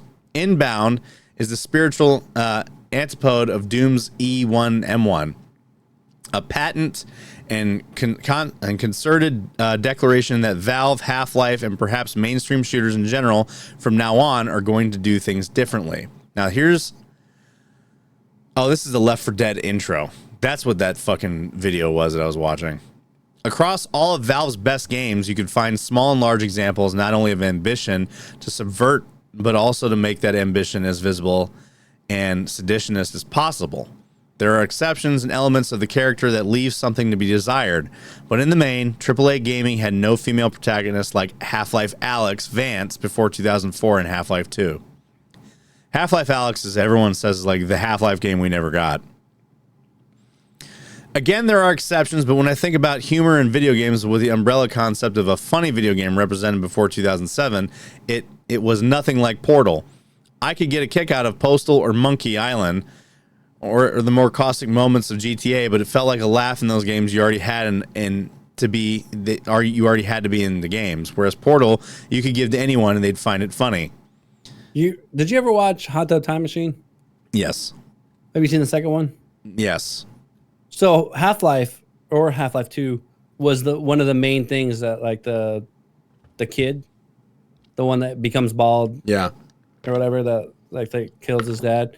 That was like what he was into the whole time. Like he was in the basement playing, and he was like a prisoner or whatever. He was playing Half-Life? Yeah. Dude, Half-Life 2 is my first ever LAN experience. Interesting. When I was in military school, we had Windows 98 computers, and all of them were on a like LAN network. All the computers were on an internal LAN network.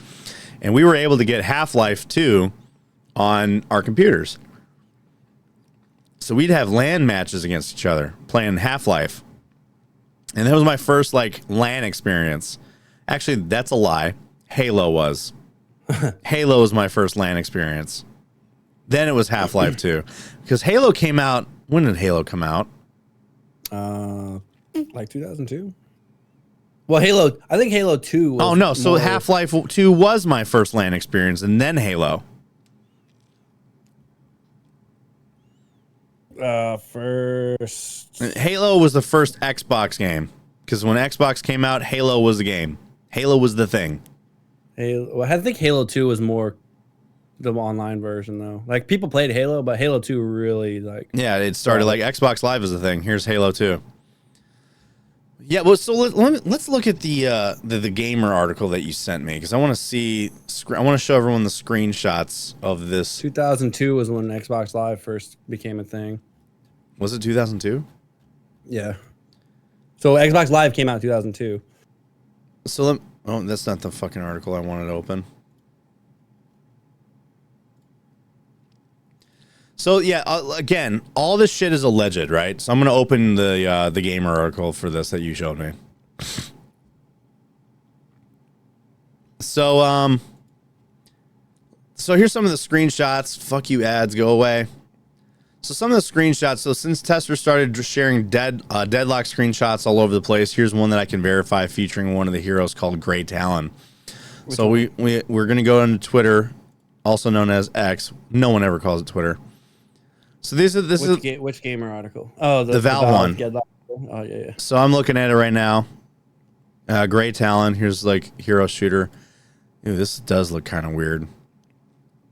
Now you got to remember, like whatever this is, it's early development. So this is like the dev tools and shit, showing the lanes and stuff and the introduction. Basically, all of the dev tools involved with developing a video game.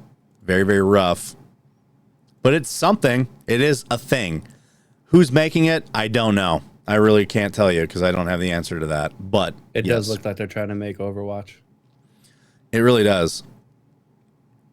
But I think they're trying to do it because Overwatch is so failed right now. But it's still like so many people want it to be like what it used to be. And what they have now is so shit. Yeah. Oh, absolutely. Overwatch 2 is like, no one understands why Overwatch 2 has even got the 2 on it, because it really shouldn't, you know? It's 1.5. The only reason it's a 2 is because it's online and crossplay. Yeah, but all the things that would truly make it feel like a 2, they got rid of. Like the fucking the character narrative stories, you know, that they were going to roll out. They were going to do the single player thing, canceled it. They were going to do the hero stories, canceled it. They started it and then they canceled it. So like now Overwatch 2 is essentially just Overwatch. And it's like one of the most, I think it's right now, it sits at one of the worst reviewed games on Steam. Speaking of worst reviewed games on Steam, Helldivers 2 was fucking, Helldivers 2 beat Overwatch in most worst reviewed games for a little bit. Well, that's only because of PlayStation. And it's because of PlayStation, which they reversed on that. So anyway, we all came together once again. Yeah, to defeat a common democracy. And there's so few players playing Helldivers right now that we have failed the last 2 major orders. I saw that, and like they said the new like virtual war or whatever, the new galactic war. The problem was, so apparently the reason when we killed 2 billion bugs and how we completed it so fast was not intentional. Like there's apparently a bug that helped propel that and made it successful. So the new major order was to defeat 2 billion automatons. And, so they made it impossible. And it was like 78%. And like, of course we failed. Not only did we fail because they fixed a quote unquote bug that made it easier to do, but there was less players playing than the whole bug major order. So anyway, on to a different topic now. The Division. The Division Heartland free-to-play spin-off set in a fractured America canceled as Ubisoft shifts focus to more open-world and games-as-a-service titles. Today, I hate that there's an acronym for that. I know. GAS. Today, Ubisoft reported its quarter full. You got the whole degree for nothing. Today, Ubisoft reported its quarter 4 and full year earnings. See, full and 4 were right next to each other, so fuck you. For the year ending in March 31st, 2024, during which it revealed the cancellation of Division Heartland. As part of Ubisoft's efforts to streamline its operations and adapt to evolving market trends, it has stopped development on the game and has redeployed resources to bigger opportunities such as X-Defiant and Rainbow Six. I can't wait to see what they got planned for that bullshit. There's supposed to be a new Rainbow X-Defiance, yeah, I guess. I don't know. Or no, Rainbow Six. Isn't there supposed to be a new Rainbow Six game coming out? Who knows? According to co-founder and CEO Yves Guillemot, the cancellation is in line with the strategic pillars announced last year. The firm's strategic focus is returning to leadership of the open world adventure segment and expanding its games as a service experiences. We are committed to continuing our turnaround in fiscal year 25, thanks to a very promising lineup that includes Assassin's Creed Shadows, Rainbow Six Mobile. That's what it was. Extraction. Rainbow Six Mobile, Star Wars Outlaws, The Division, Resurgence, and X-Defiant, he says. Guillemot continues stating that the company's upcoming Ubisoft Forward event in June 10 will further showcase its games and its dedication to consistency, creating and delivering high-quality, long-lasting experiences for players. The Division Heartland was announced in 2021, with development being led by Red Storm Entertainment, a studio with close ties to the Tom Clancy licenses. That has also worked on The Division and The Division 2. Set in small-town America within Division universe, the game was originally slated to release in 2023 on PC, consoles, and cloud. Boom. This standalone free-to-play game was to introduce new playable characters in a rural setting called Silver Creek in the American Midwest, left in ruins, followed by the spread of the dollar flu. In it, you would have... Yeah, I know, right? In it, you would have taken the role of loyal Division agents, fighting alongside against other trained agents while exploring the secrets of Silver Creek and trying to give hope to those that remained. Maybe that's why they got rid of it. They were like, it's too soon. I don't know. But it's disappointing because, the Division 3 is going to... they announced it in 2023 that the Division 3 is in the works. But, the problem is, the Division is one of those games where Ubisoft really fucking screwed the pooch with, right? So the Division 1 was not at all what they showed, right? It was nothing like what they showed. This is back when Ubisoft used to fucking launch trailers for games with those fake playthroughs and launch a game that looked nothing and played nothing like their trailer. And the Division and it was Ghost Recon Wildlands and the Division were the big reasons why Ubisoft finally stopped doing that. There was Watch Dogs, Ghost Recon Wildlands, and the Division. Those three games with their reveal trailers, their quote unquote gameplay trailers, where they had the fake people playing it and the voice actors and shit pretending to play. They stopped doing that because those three big Ubisoft titles came out and they were nothing like what they were showing. So Ubisoft had to change how they were showcasing games because of those games. The Division came out. It was dog shit. And then they had what was the name of the patch? It was patch 1.9 was the biggest update to the Division 1. Whoa, what happened?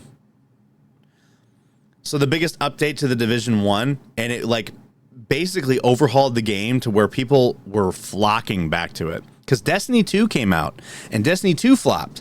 So everybody was playing the Division 1 again. Yeah. And the Division 1 actually became good. Then they announced the Division 2 came out, and then the Division 2 was ass. The Division 2 was basically the same fucking problems that they did at the launch of the Division 1. It's like they didn't learn anything. So I worry with the Division 3 that the Division is one of those games where the premise of it has so much potential, but the execution is terrible. And one of the things that people have a hard time wrapping their head around is the fact that it's a looter shooter. So when it comes to gear drops, it's all straight up RNG, it's random, and the enemies are bullet sponges because it's like a looter shooter, right? So they have health bars and all that stuff, and you be unloading magazine after magazine into a boss, and he just won't die. But normally in Destiny, whatever, people don't give a shit. But the fact is, in the Division, you're fighting against other people. You're fighting people. Why does it take insane amounts of bullets to take out a human being? It shouldn't. So that was like one of the biggest issues. So anyway, that was the entire article. So yeah, I was saying that was it. That was it.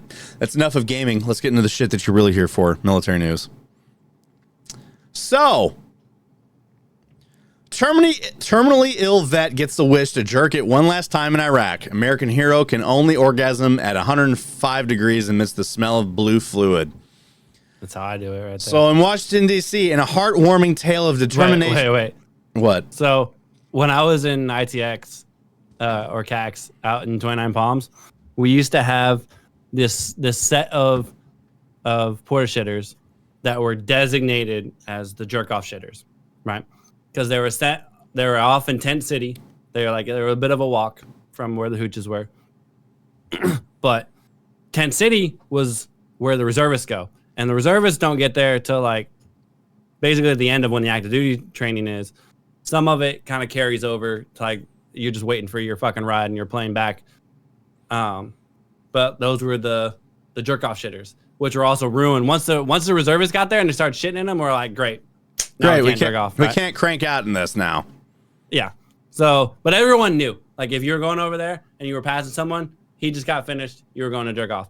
I would literally have Marines come to me and they'll be like, hey, Doc, I'm going to jerk off. You want to come? God damn. And he would be like, yeah, I got headphones. Let's fucking go. And he's like, and one of them, I remember, like, I was like, nah, I'm good, man. And he asked me for headphones. I'm like, nah, I want to hear that shit from over here. Dude, like, struggle beating it in a fucking 100-something degree porta shitter is it's like a game that you play with yourself. Like, who can you finish before you pass out? Yeah, pretty much. It's like can I come before I hecat? Like, essentially. Yeah. Say what? That silver bullet probably make things go a lot faster. I'm not gonna lie. You've already had a lot of things in your ass. Yeah. So much so that fucking Blake thought that I he misunderstood how that whole story went. We're not gonna even talk about that again because I've already talked about it enough. He posted that clip too. I know he did. He asked me if he could, and I told him to go for it. So anyway, in a heartwarming tale of determination and nostalgia, terminally ill veteran Sergeant Max Johnson achieved his final wish to embark on one last solo mission in the cradle of civilization, Iraq. I've tried rubbing one out in a sauna, but it just isn't the same. That and I keep getting kicked out of gyms. Why is this clickable? Why is what clickable? Taking a shit in 130. Oh, it takes you to a meme. All right, so I keep that and I keep getting kicked out of gyms. There's something about the adrenaline rush in the sandbox that I just can't be replicated back here at home. Max said, "I need to feel that one last time." Johnson, a seasoned veteran of multiple combat tours in Iraq, initially expressed his unusual final request to the Make-A-Wish Foundation, which promptly denied him his desire. Frustrated and backed up, Johnson approached the Hooters in his hometown in Wilmington, North Carolina. The restaurant staff took Max up on the adventure and sponsored the trip, gathering enough tip cash and single stroke to firm up Johnson's plans to lubricate his forward movement. Initially perplexed by the unique request, the Pentagon eventually gave a green light to what it now sees as a unique opportunity to swell morale. Morale. Yep. We've airlifted people for stranger reasons, confesses an anonymous Pentagon official. Plus, making Johnson feel big one last time was the least we can do. It was great to see him stand up straighter. Wow. Operation Final Tent Pitch saw Johnson discreetly flown to a secure location in the Iraq desert, equipped with his favorite early 2000s FHM magazine, a rare collector's for him magazine. Never heard of it. I used to have it a lot. A rare collector's item that he referred to as his lucky charm. The former Mortarman set out to relive his glory days of his youth. Wow. Hell yeah, Sergeant Johnson. His name would be Johnson too. And I want to point out that this is a Duffel blog article, so if you're like, what? We just had to throw a funny one in because the lack of fucking non-depressing news just wasn't hitting it this week. It just wasn't. So we had to give you guys something a little bit fun here. But speaking of fun, it says the meme that it linked to is taking a shit in 130-degree porta shitter. That's strong. jacking off in a 100-degree porta shitter. That's Army strong. Yeah, dude. Fucking all of us have had that experience, man. It is, even though I wasn't in Iraq, but I mean, jerking in a hot porta shitter, not compared to a desert hot shitter, but I've had to do it, man. It's pretty rough. It's rough, man. It's probably going to be if it's the worst fucking crank you're going to get. I promise you that. Regiment in this podcast is also partnered with BR Paradox. BR Paradox is a company that specializes in custom-built PCs. So if you have an idea for a cool custom-built PC, they can definitely give you the hookup on that. But if you're not in the market for custom PCs, BR Paradox has a wide array of pre-built PCs that you could choose from at great prices. And if you're not in the market right now for a new PC, BR Paradox will definitely hook you up with an optimization. Optimizations take around 10-15 minutes to do, and they're very awesome. I highly recommend them. I had my PC optimized by them, and it's never run smoother since. BR Paradox also has a list of renowned customers ranging from LeBron James, Chris Brown, members of FaZe Clan, and even Angela White from your favorite orange and black site, if you know what I mean. So head on over to brparadox.com to get yourself a PC today or an optimization. And remember to use promo code REGIMENT at checkout. That's promo code REGIMENT down here at checkout. Now we're back after we went PP and ate. So Army General bans most work texts after duty day. I still want to know what the fuck the responses are in the comments from this phone number right here. We'll see. An Army General... For the viewers that are, or for the listeners, it's 833-429-6949. I feel like we're going to get in trouble for that. No, it's in the article. This isn't our doing. I keep getting a notification that the page isn't responding, but it sure as fuck looks responsive to me. Anyway, an Army General has decreed that his soldiers no longer need to be chained to their phones after hours to respond to messages about work. Stop Must be fucking giving nice. this fucking what the hell? You having problems? Yes. The page, it says it's not responding. I'm going to have to reopen this. Hang on.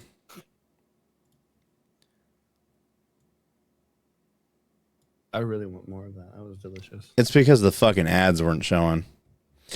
All right. Anyway, it's like, oh, you can't see ads. We're going to close it. Fucking fuck you. Anyway.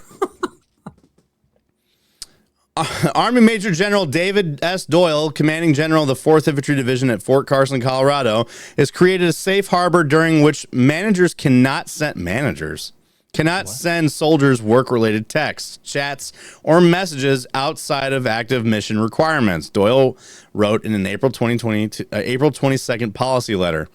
I feel like that's not going to get upheld, or everything that they send is going to be within active mission requirements. We'll see.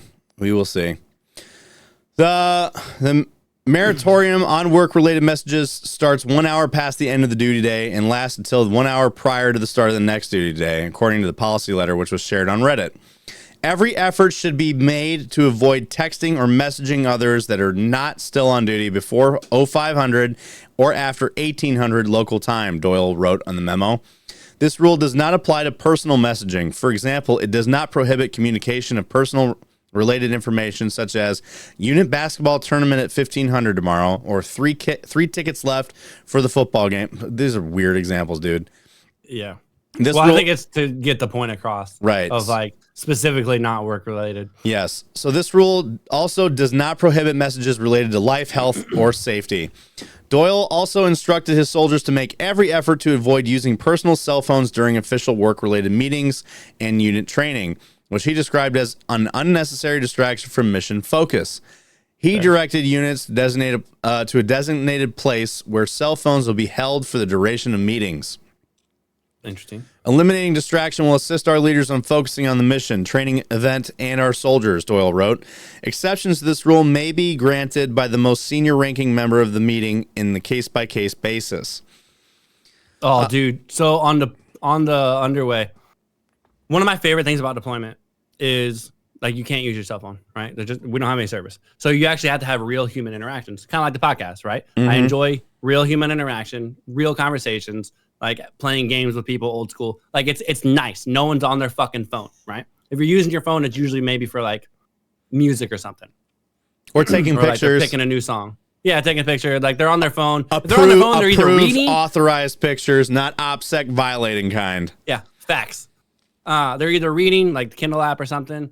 They're doing something music related, going through a picture, whatever it may be. But like when you're in a group setting, like that's usually the most common one is someone will be reading. So there's been a few times where we were authorized service, right? So they open up the flight deck for people to get service. And just literally 1,000 fucking people on the ship on the flight deck, just staring down. It's like the most depressing sight of all time. Nobody's talking to each other. You just got 1,000 people in one standing area outside in their fucking phones. Everyone just on their fucking phone. Because granted, I understand like it's the first time a lot of them can get to contact with family. They can like give them some updates, et cetera, et cetera. They can re-download some music. Like they can do things that they might need or want and they generally wouldn't have. But it's such a surreal sight to see like 1,000 people in one specific area and there's nobody interacting. Everyone just on their fucking phone. And the service sucks ass, by the way, because you're in the middle of the fucking ocean. One area trying to get service. Well, it's because it's bottlenecked. All the service is trying to go out to one or two towers where we were. And like it shows service, but signal actually isn't getting through because it's just like bouncing off of everybody else. It's like being in an airport. So like when you're in an airport, like, yeah, you got full bars. Service sucks because there's so many people using that tower. And there's other radio signals that are also like the same frequency that are just fucking bouncing everywhere. Yeah. So think, magic stuff that happens in the air. Anyway, so those who violate this policy face possible disciplinary actions, including, this is referring to the violating the cell phone thing, including counseling and corrective training. Oh, you're going to smoke them? Corrective training. Low crawl in the motor pool. The memo says, repeat offenders may be charged under Article 92 of the Uniform Code of Military Justice, failure to obey an order or regulation. Fuck yeah. Doyle made clear in the memo that the policy is not a cell phone ban, nor is it an attempt to limit any soldier's personal freedoms. The overuse of cell phones creates unnecessary stress on soldiers' families, Doyle wrote. Change is a constant around us, but not all change needs to be instantaneously communicated via text, chat groups, or apps. The constant need to be tethered to one's phone for work-related information serves to keep soldiers and leaders on edge, often unnecessarily concerned about missing important information. True. That's so fucking true. And I also think that there's a TikTok video I have of someone that says it. The fact that we can communicate with each other 24/7 or like you can send out an update means that people plan less and they plan shittily. Yeah, that was like actually, I think that went with one of the first times we talked about this, right? So like the biggest, like piss poor planning. It like pretty much, yeah. Like, so basically what it was like, if you can't communicate what you need done or anything within the duty day, and like, then that's a problem on your part, and it shouldn't be like have to be done after hours, because it like the guy even said it was like he was a commander. He even said, having this cell phone environment that we have and relying so much on pushing information through cell phones after hours just bolsters and reinforces bad planning and bad execution. Mm-hmm. When in reality, it should have helped. So like if you had an emergency or something like did change, you were able to get that out to the people. The planning shouldn't have changed. Right. And the level of like the time put into the planning should never have changed. It just, we got lazy because we had the capability. Well, we're human beings, and that's what we do. True. Anyway, since assuming command of the division in June, Doyle has developed a leadership development program based on culture, innovation, and warfighting cultures. A source with Doyle implemented. I feel like there's something missing there. I know. Anyway, Doyle implemented the new policy based on the feedback of soldiers who said they wanted more predictability with their work schedules and better communication practices, and said Army Lieutenant Colonel Joey Payton, a spokesman for the 4th Infantry Division. In March, Doyle and Command Sergeant Major Alex Caprati hosted 2 summits about addressing soldiers' concerns. Payton said about 50 junior enlisted soldiers attended the first event, and 125 company-level commanders and first sergeants participated in the second one. Both groups told Doyle and Caprati that soldiers felt they were unable to disengage from work because they received a stream of messages after the end of the duty day, Peyton said. Facts. Always. And then get bitched at it. Like, I remember, like, in Italy, because the whole, like, A-surf thing, we had to be glued to our phones 24/7 because the call to deploy could come at any moment. And so it was constantly being asked, where are you? What are you doing? And hey, this. And it's like fucking 7 o'clock at night. I'm in my barracks room. Like just doing my own thing. You couldn't disconnect. Like it was constantly being relied to connect and the excuse was you have to be ready at a moment's notice. And that phone is your moment's notice. And it was like, and if you didn't respond within a certain amount of time, you were getting fucking chewed out. I got chewed out a few times. It was like, where are you? What are you doing? Why didn't you respond? I'm like, because it's 4 o'clock in the fucking morning or 2 o'clock in the morning. I'm usually either asleep or it's like in the middle of the day. It's like late in the evening. And it's like, why the fuck should I? The one that pissed me off the most was getting a fucking phone call. Hey, you have, there is nobody on staff duty. You need wake up, bitch. You got fire watch. I wasn't even on the schedule to do staff duty, which was a 24-hour duty. They happened to call me at 6 o'clock in the morning on a Saturday to tell me, hey, the person that was supposed to have a go list. No, they kind of did, but I was apparently on it and didn't know. Like basically, like. They have like, if this guy doesn't show up, call this guy. If he doesn't show up, call this guy. If he doesn't show up, call this guy. And it was just like, I was like, dude, the fuck? I didn't know I was on this. They're like, well, you're up. You got to go. You have to do this. And I'm like, you're telling me now I got to get ready for 24-hour duty? Like, you're telling me now that I got to change into uniform and go on this duty on a fucking 6 o'clock in the morning on a Saturday? I told them, like, I'm drunk. I tried pulling the drunk car. They're like, we'll drive. and they straight up said, well, you don't worry. We'll pick you up. I'm like, and it's drunk on duty. Right. And I said, that's drunk. They didn't give a fuck. They wanted to fill that spot. So I had to go all the way to the brigade because it wasn't just normal staff duty. It was brigade staff duty. So I had to go to another base. I had to go to another Army installation to do this duty. Did you have to be in a specific uniform? No, I had to just be in my fucking ACUs, my camo. They didn't do the dress uniform shit unless it was like an important event that day or it was like some kind of like holiday. So I hate Navy duty outside of medical duty is just medical duty. But like Navy duty, you have to be in dress uniform. Yeah, thank God I didn't have to do that. I would have fucking hated it. Like everyone that's on the quarterdeck at every port, or like special duties, you're always in your dress uniform. I know, and the worst part is it's 24 fucking hours, so you have to stay up the whole time. You're up for a full day, and depending on your rank, you don't get a recovery day. Anyway, I fucking hated that shit. Like I've told you guys multiple times, like how pissed off I would get. Oh, that was my actually the end of the article. Would just fucking message me, and it'd be like 1900, 2000. Yeah, it would just be like in the middle of it would be like at 9 o'clock at night. Like, hey, by the way, this. Hey, by the way, this. It's like, what the fuck? Like, the one that pissed me off the most was when I got a phone call at 1 a.m. to remind me to pull urinalysis numbers or people's names for the urinalysis in the morning. I'm like, first of all, never call me at 1 o'clock in the morning for some bullshit like this. Second of all, if you wanted to send me a text, that's one thing. It'd be like, as a reminder, like, hey, you're going to bed. You expect me to see this in the morning. Okay. That's fine. That's like, you just, like, I'm sleeping and you think that, like, I'll see this in the morning. Touche. All right. You know, it's not a big deal. That'll work. Like, hey, don't forget to pull these in the morning. Cool.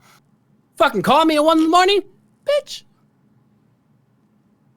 You're lucky that I was already awake, motherfucker. You're just up playing video games? I was. Well, no, I was doing laundry. I specifically remember this. I was taking things out of my dryer. I want the viewers and listeners to know that this dude he stays up late as fuck and sleeps until 4 p.m. I don't know. On the weekends. Dude, I don't even know why. Like your day is gone. And the worst part is my day remains the same because I stay up late. But the problem is, right, so the time of the day means nothing to me. It matters to Stephanie. Not really, because she's there sleeping with me. But you guys don't want to be awake and like have the day. We do, but she enjoys cuddles. She has no problem. So do I. But like, fuck, dude. I don't want to lay in bed and hurkle-durkle all day. Her love language is very simple, and so is mine. It's very simple to please. If I'm around, boom. All right, let's get into our last physical touch and quality time. Yeah. All right, our last few topics here, which are better than everything we've done today. Disabled veteran is going to prison after feds catch him walking. Of course, it's a Navy vet too. U.S. Navy veteran considered 100% disabled, quote unquote, always visited a VA medical center in a wheelchair, then ditched the device once he left his appointments. I hope he ditched it in the parking lot. Probably as he got into his vehicle. Probably often to go shopping and walk around stores, according to federal prosecutors. Christopher Stultz of New Hampshire is accused of pretending to be unable to walk for 2 decades. Jesus. Allowing him to steal $662,871.77 in benefits meant for disabled veterans, federal prosecutors said. The now 49-year-old Antrim resident has been sentenced to 18 months in prison after previously pleading guilty to making false statements, U.S. Attorney Janie Young of the District of New Hampshire said in May 6th news release. Antrim is about 80-mile drive northwest of Boston. The federal defender appointed to present him, Dorothy Graham, did not immediately respond to requests for comment from McClatchy News May 7th. Witnesses reported Stultz was in good physical condition and walked normally for more than 20 years. Court documents state he once taught at an elementary school and worked at a gym, where the gym's owner reported he never used a wheelchair, according to prosecutors. Objection hearsay. Following these reports, the Department of Veteran Affairs started investigating. Then Stultz was captured on surveillance footage on multiple occasions walking after visits to the VA, according to court documents. Once he left the VA facilities, he abandoned the facade, prosecutors wrote in a sentencing memorandum. VA doctor discovers he could obviously walk. On one occasion, October 2021, Stultz arrived for an appointment at a Boston VA medical center in his wheelchair, prosecutors said. Afterward, he headed to his car inside the parking garage and was seen standing up, according to prosecutors. He then hoisted his wheelchair in his car and drove to a shopping mall where prosecutors said he walked without impairment through multiple stores. Afterward, Stultz visited a liquor store at Anna Cole's, where he was also spotted walking, according to the sentencing memo. A year later... Coles, are those still around? Yeah. Anyway, a year later, he parked in a handicapped space at a VA medical center in Manchester, New Hampshire, and saw his doctor, who determined he was still unable to use his feet, court documents said. Following the appointment, he was caught strolling through a mall without any ambulatory devices before he went to shop and walk at a Target and another shopping plaza, according to prosecutors.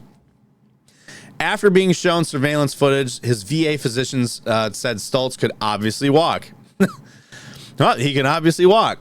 Court documents state his injury after joining the Navy. Stultz actively served in the Navy from 1995 through 1999. Wow. So the largest amount of peacetime that we've ever fucking had. He was discharged according to prosecutors. Wait, wasn't the Gulf War during that? No, the Gulf War was like ended in like 91 or 92. Yeah, okay, you're right. A year after joining the service, he fell off a horse and got hurt, prosecutors said. From that point on, he performed light duties until his discharge, according to prosecutors. Afterward, the VA rated him as partly disabled until prosecutors said he started lying.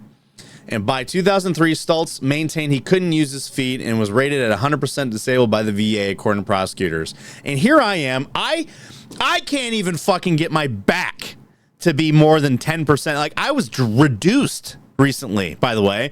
My back was 40% because I have degenerative disc disease, arthritis up and down my fucking spine, messed up discs in my back, and limited range of motion. And they still reduced me. Even though they said... And you were like a para-jumper, too. And I was a fucking paratrooper who got hurt on multiple jumps.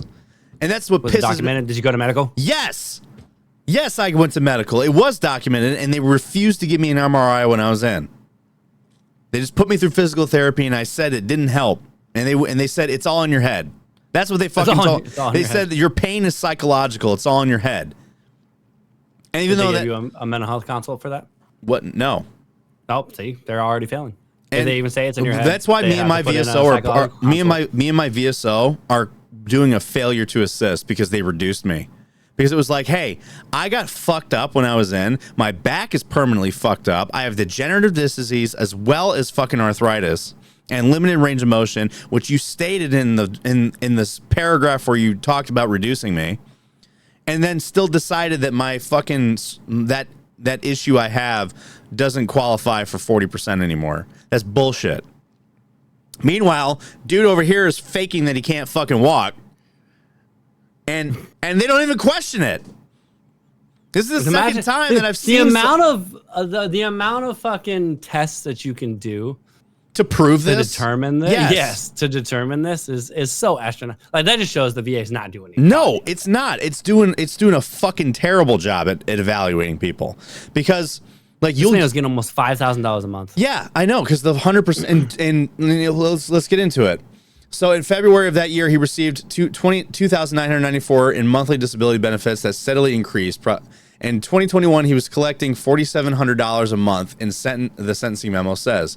So that was in 2003. So 2003, he was getting about $3,000. Well, yeah. So like but now it's like almost $5,000 for this shit. So here's the thing: like, how many people have lied about shit?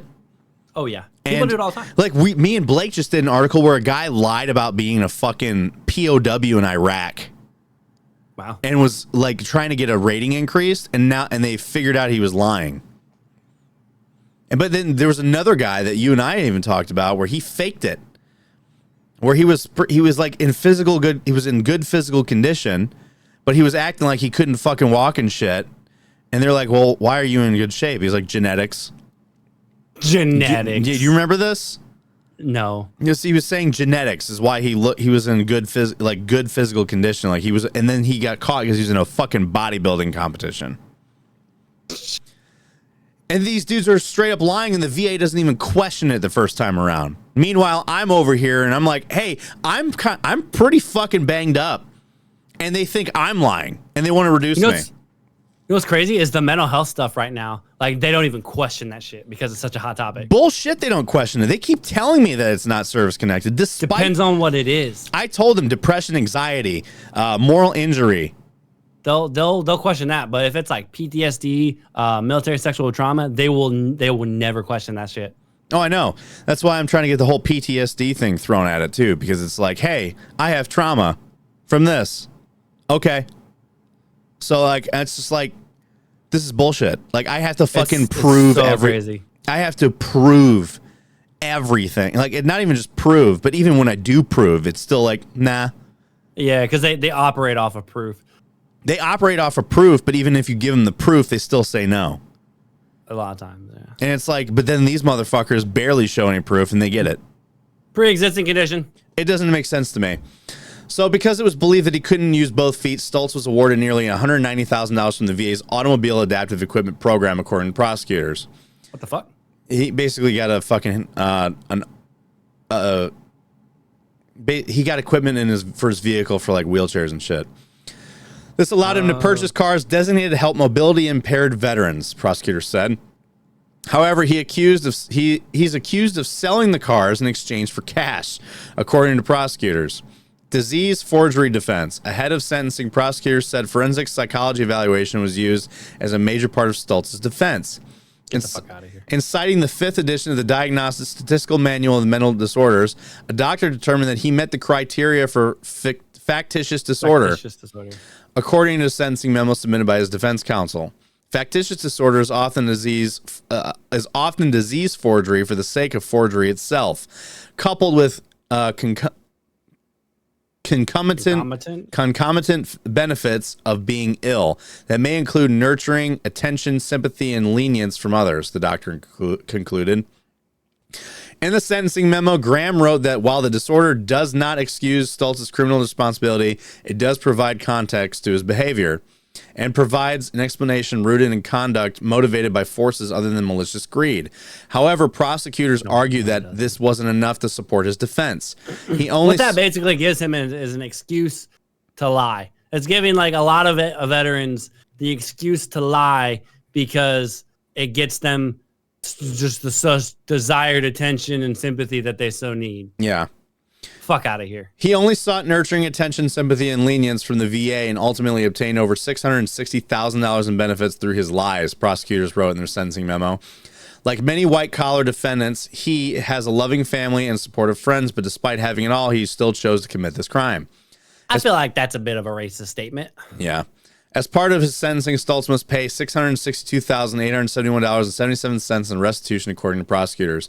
Federal agents indicated to prosecutors that his defense will need to be reevaluated for a new disability compensation rating. According to the sentencing memo submitted by Graham, this is one of the most egregious benefits fraud cases ever prosecuted in the state. He stole not only from taxpayers, but also his fellow veterans who were entitled to benefits. Okay, hang on. Our benefits don't fucking tie in with theirs. So you're not stealing from us. That's why a lot of Vietnam vets will not go get their evaluations done because they feel like they're taking away from others. I kind of see what they're saying in a sense. I know, but it's not actually true though. Taxpayer part, sure. And in reading about like people that were so easily able to fucking fraud the VA for their claim. I mean, it's pretty easy. No, it's not. If you know what you're doing, it can be. Like for me, it's like I tell the truth and then I get fucked. So it's like, what do you want me to, you're like encouraging me to fucking lie now because it's like you'll only fucking believe me if I'm bullshitting you. Yeah. And that's bullshit. And that's how a lot of people skirt the system. And it sucks. And even Tony tells me, he's like, there are people that he knows that are 100% at 100% rating for fucking PTSD, and they only ever went through basic training. Yeah. And because they said they were so caused by the military. They were so traumatized by their drill sergeant yelling at them that are now entitled. And then like, here's the rest of us that like actually have events, and it's like, what the fuck? The only ones I'll give that to were the ones that like had MST while in boot camp. Well, yes, yeah, that like, I understand that one. That one makes sense. You can have that one. You can have, that one's fair. Like if something like if an MST happened to you, absolutely. So it just pisses me off that like people are able to take advantage of the system like that, and then people that are legitimate struggle to get the VA to believe them. Trust me, I see it literally.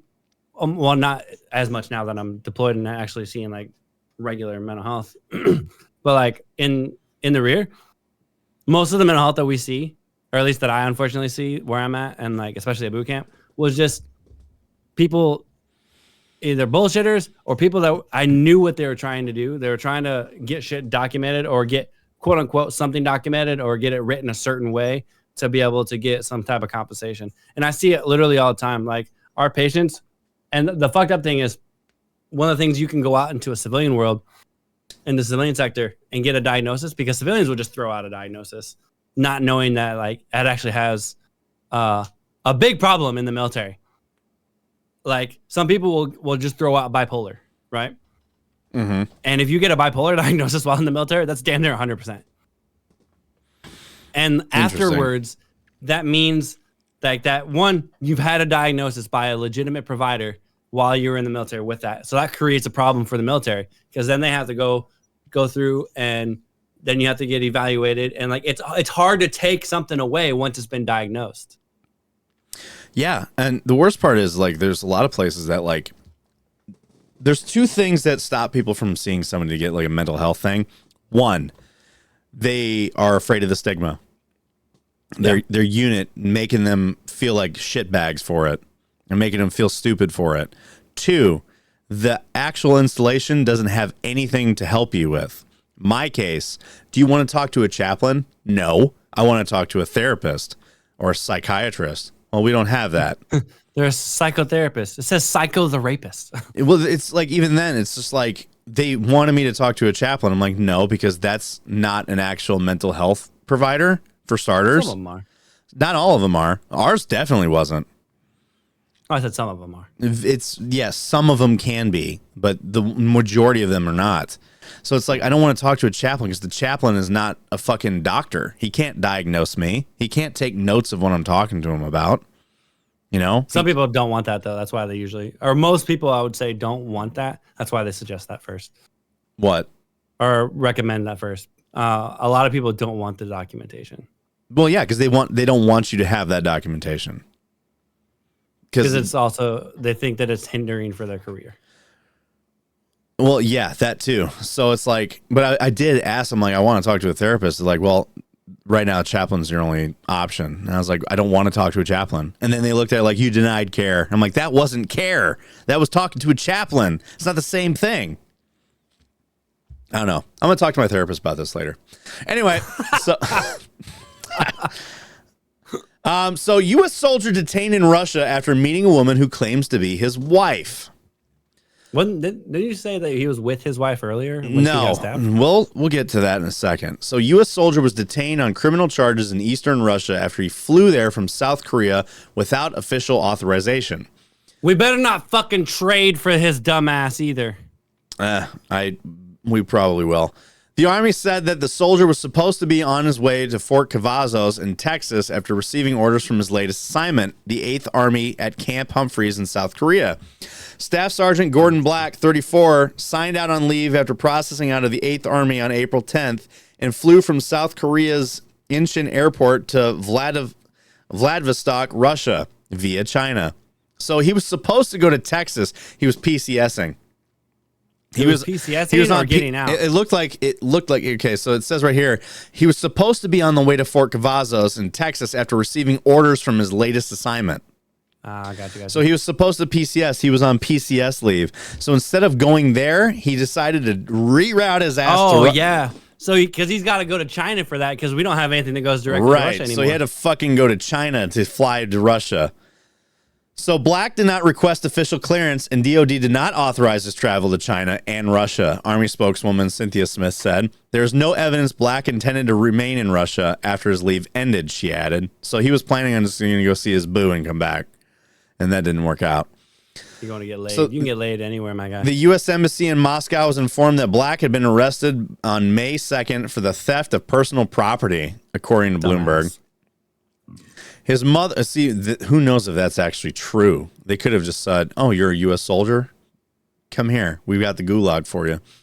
His mother and regional police both report Black traveled to Russia to see a former girlfriend whom he had met in South Korea. While visiting her, she was probably a fucking sex worker, too. Oh, I'm sure she was. While visiting, that just got her passport back to go back to the homeland. The strippers love me. While visiting her, she told police that he stole money from her home after he left, according to a Russian news agency. Damn. So the RFE-RL found the TikTok account of Black's alleged romantic partner, Alexandra Vashchuk. Her account featured numerous videos of the couple together in South Korea, including at least one showing Black in his U.S. Army fatigues, which there is a video of this attached to the article. Let me refresh her real quick. So in one video, Black offers his opinion of the Russian invasion of Ukraine. I understand Russia's position, obviously. They want to defend their country. What? Excuse me? What? Black says before Vashchuk interjects and says that the former U.S. President Donald Trump is better than current U.S. President Joe Biden. His mother, Melody Jones, appeared on Good Morning. Did you not hear what she said? Trump is better than Biden?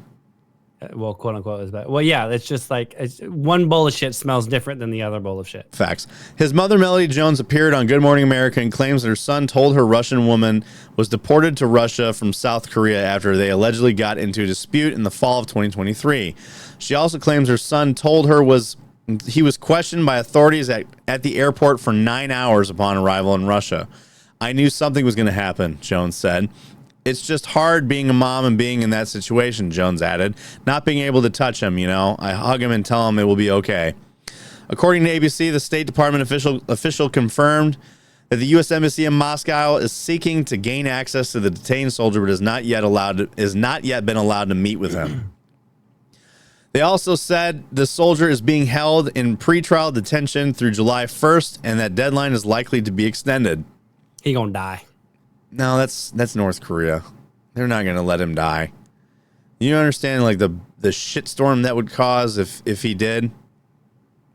I mean, he did it to himself, though. He did. He went chasing after that fucking Russian poon, bro. He wanted that fucking Russian punani. I bet you she was a quote unquote working girl, which I remember the first time that I learned this Like these people will go for job offers, and it's a facade. It's not real. No. Fake.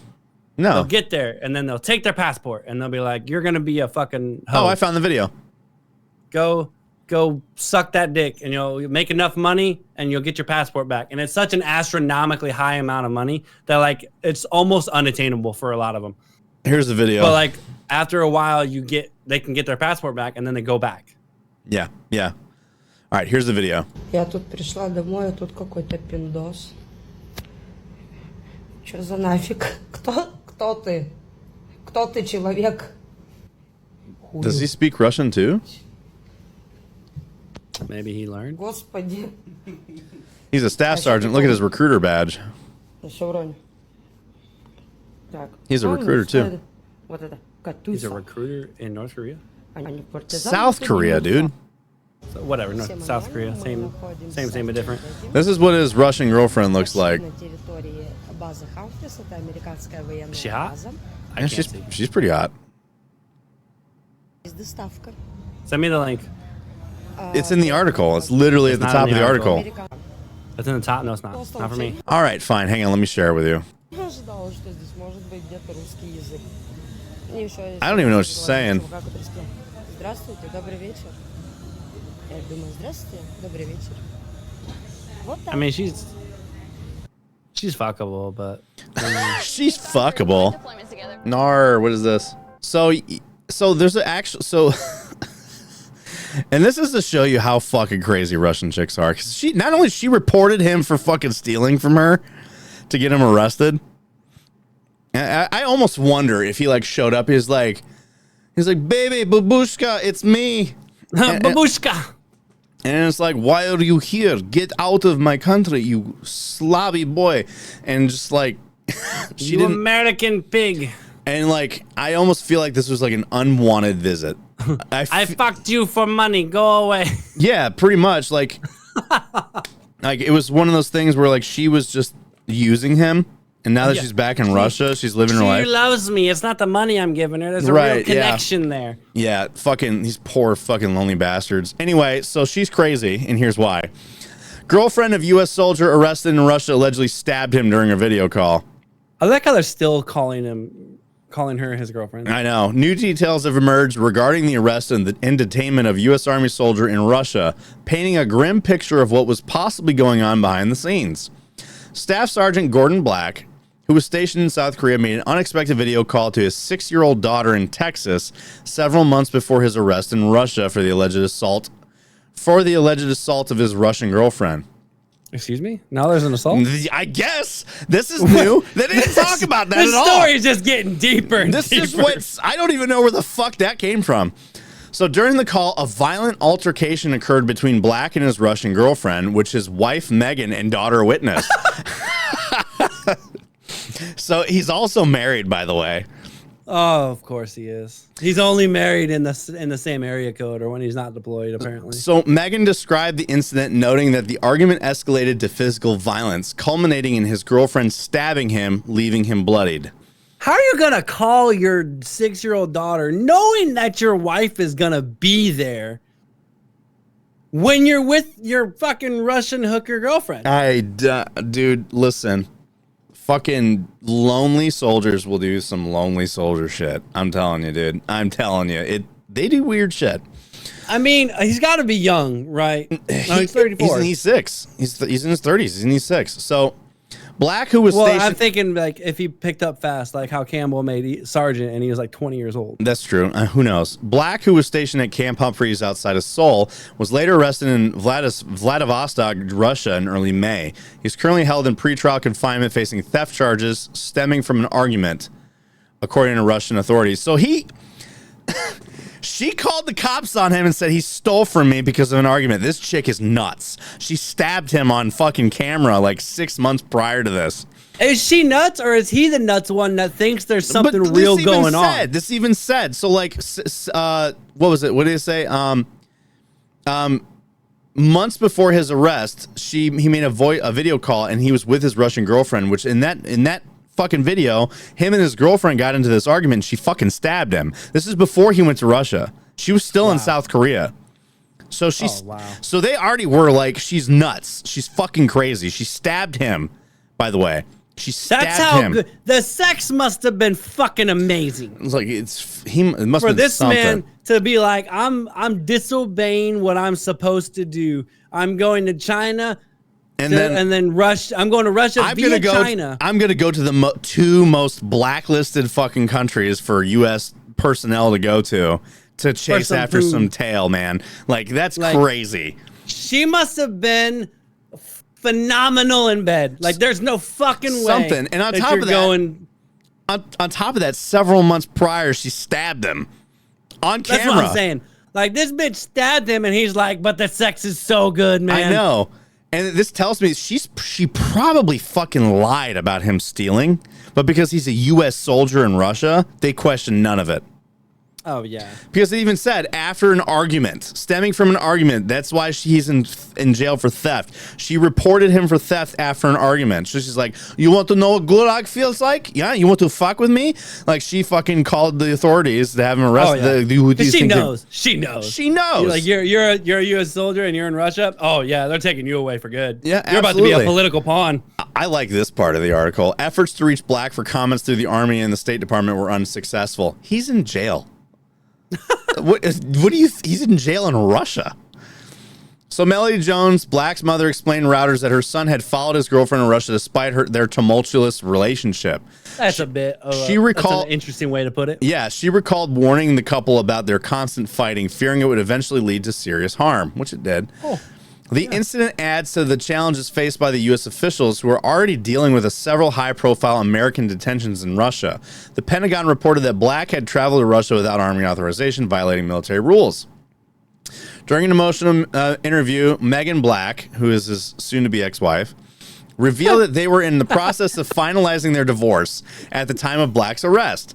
She also highlighted ongoing financial disputes as Black had ceased making court-ordered child support payments. He's paying his hooker. That's why. Okay, so they were already going through a divorce, especially Yes. if it was almost initiated in 2018. Yes. Okay.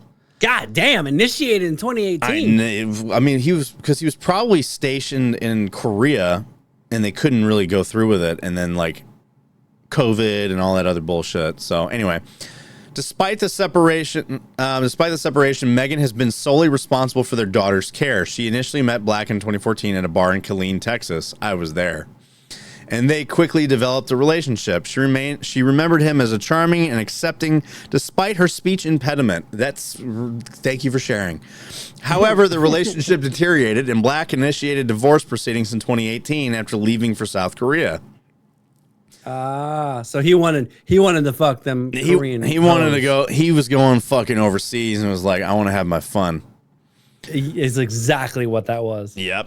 So Megan became aware of the Russian girlfriend in early 2022 when she saw pictures on Facebook of the two together, where the girl. So if you think about it, though, he initialized that divorce thing though before the UCMJ change.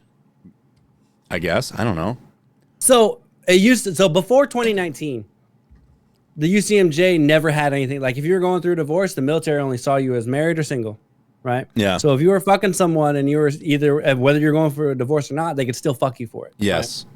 The Marines are notorious for this shit. Yes. But if you have now, since 2019, if you have like divorce, separation, what you have some type of legal documentation that shows that this process has started, like that you are separated, going through divorce, whatever. Yep. You cannot be prosecuted for it. So he did this before that change. That's interesting. To me, that's interesting. Yeah. Because that wouldn't have actually changed anything. He could have stayed fucking married. Yeah. Oh, so maybe he also wanted to be like, nah, I'm gonna find some pussy. I'm gonna turn a hoe into a house bride and bring her back. Hell yeah, dude. He went and found himself some fucking Slavic strange and got stabbed over it. And now he's in jail. All right, so let's see. Megan became aware of the Russian girlfriend in 2022. And then wow. When she saw pictures on Facebook of the two together where the girlfriend referred to Black as her husband. Oh, man. Mrs. Jones believed, which is his mom, that the girlfriend had been forced to return to Russia from South Korea, likely due to paperwork issues, and had advised her son against following her. Should have listened to Mama. Unaware of Black's whereabouts, Megan Black and her daughter were expecting him back in Texas after his tour in South Korea ended. However, on May 2nd, the day of his arrest, Megan received a message from him indicating that he was not coming home. This was the last. He said 6-year-old daughter. Yeah. Did he fuck her like right before he left and then filed for divorce? Yeah. Think about look at the timeline of that. I'm pregnant. I'm divorcing you. So I'm pregnant. I want a divorce. How this happened. So, all right. So on his arrest, she received a message that he was not coming home. This is the last communication she received of him. Megan expressed that the situation has significantly impacted their daughter's perception of her father. She now looks at her dad as a bad man, she said, marking a painful shift on how his actions have affected his family's view of him. So let's see. But was she actually like arrested for this? Probably not. Oh no, it said, okay, girlfriend of U.S. soldier allegedly who is arrested in Russia was allegedly the girlfriend of the soldier who was arrested allegedly has stabbed him during a video call. So yeah, so this bitch is nuts. This bitch is cray cray. Like she not only did she stab the motherfucker and they constantly fought, but like she reported him for theft after an argument and got him thrown in the fucking gulag. Like that's well, did we learn a lesson here, Sarnt? I guess not. Like, you know, fucking dude. Oh man, people will do. I just want to know, like, I want to know if she was a hooker or not. I will almost put money on South Korea? I will almost put fucking money on it because they don't talk. They don't talk about like what she did. They talk about like that she was there. Usually they would just throw it out there randomly, like who like she did this or whatever. No, they have not mentioned a single. They haven't mentioned shit. So I'm willing to bet she was either a hooker or a stripper, and he was just like, I like this. This is fun. Yeah. And he was consistently giving her money, or so much so that he was like, "That's my husband." Yeah, oh yeah, dude. Oh God, man. It just I remember so many situations like that when I was in Bahrain. I was actually in Bahrain when the Fat Leonard shit was going on. Like before we knew about it. Like there was like the hooker rings, like the Navy. It was fucking crazy. Like I would go to parties and I knew that these guys were married. Like it was very obvious. I knew that they were married and they would come with friends. Friends. Usually Asian friends. Friends. Barely spoke any English. Come to these parties. They're like, this is my friend. And I'm like, your friend barely speaks any English. Like, she doesn't know what the fuck I'm saying right now. She knows 10 fucking English words without a fucking like translation. And there were a few, I'm not gonna lie, there were a few that I actually met that spoke good English and were actually cool people. They just fucked for money, right? Just the biggest dudes, guys, stop thinking with your dicks, please. Exactly. But it was such a big thing. And I know a lot of these women would actually live with these guys because they had this thing like they would be their maid. So they would get paid for their maid services and they would live with these guys in their flats. Yeah. Like it was it was an insane time to be in Bahrain, dude. Bro, like it's funny because like the more context you read with this whole story, the more you realize that like she was nuts and she probably fucked good because like because like the crazy ones always do. This dude literally followed her to Russia. Oh yeah. And got arrested over it. And he after being stabbed. After being stabbed, dude. And let's put it this way. I've been stabbed by a chick in my hand. She stabbed me for getting. You've been fingered by a chick. Shit. Oh my god, damn it! I've been stabbed. I dated a chick who stabbed me in the hand for picking food off her plate. I stayed with her. Basically raped. No, I wasn't because You were sodomized. No, because I gave consent, but then I took consent. No, you can always take consent away. I did take consent away. I did. And she continued. You were violated, my guy. Oh shit! I could charge her, couldn't I? Technically, I wouldn't do that. I'm not that. I'm not. Gotcha, man. If anything, I got a funny story out of it, so I'm not going to be that kind of guy. Imagine though, if you were a woman, you probably would. Oh, 100%. I wouldn't. I mean, in that context, it's a little bit different. I was a very large and overpowering human being over this woman, and I fucking yeeted her across a room. So like I don't know. The soul left her face, and she just continued to rail you. Yeah. I mean, like I Spartan kicked the shit out of her, and she was on there like crawling and crying afterwards. So I felt bad. She violated you. Yeah. Well, that I mean, take away. But that's the thing. That's why to me, in my case, it's a funny story. But if it was a woman, not a funny story. Equal rights. Listen, equal rights. But that's the you thing, can though. Report So just as much as she could. But I'm not. You going were to. equally violated. I'm not going to because it's it's a funny story to tell on my part. So, and I sometimes I wonder if she ever tells that fucking story. She tells it in a different context. She's just like, I railed the shit out of this guy. Like this dude is such a bitch. I let him stick my fingers up it. He let me stick my fingers in his ass, and then he was being such a pussy about it. He kicked me and hurt me, and it's just like I guarantee that's the story from her perspective. Probably. It probably is. I don't know why we keep talking about this fucking story. We always go back to it. Anyway, but yes, like so. Stop thinking with your dicks, boys. Like, if she's willing to fucking throw you in Russian prison and stab you over an argument in front of your child, yeah, maybe don't fucking go after her. Like, use your brain, dude. Think with the top head, not the bottom head. So that's the only advice. Plenty of other bitches out there. There is, man. There is. You could pay for other bitches. Apparently, you were paying for that one. What I would like to probably assume. I'm assuming. We're guessing at this point if that's true. So I'm alleging. But yeah. So, and that's actually it. That's all. That's all we got for you kids. So that's all we got today. But you will probably be on in the next episode, and that will be your last episode again. We say farewell to you. My last episode again. I mean, this 3 weeks was like. We weren't expecting this. I had no idea this was going to happen. That's fair. I still don't understand. Like, when we send you care packages, where the fuck is it going? What do you mean? It goes. Oh, so there's like a distribution. So Armed Forces is AE. So Armed Forces Europe. There's like a distribution. I know that. I think it's in Florida. Is it an AE? Yeah, it's an AE. APO AE. So no, it's not an APO. It's not an APO. APO is Army Post Office. FPO is Foreign Post Office. That's right. So it's like somewhere in Florida, I think. It's either in Virginia or Florida, and they like sort it and then they send it out to the ships. Oh, FPO. It actually goes on the next. Got it. It goes on the next onto the the shipping container ships, like the USNS ships. Yeah, and then we get our replenishments at sea, and then the mail comes across. It's so depressing to watch because I've seen mail drop into the ocean before. Like, especially if they're doing the vert reps.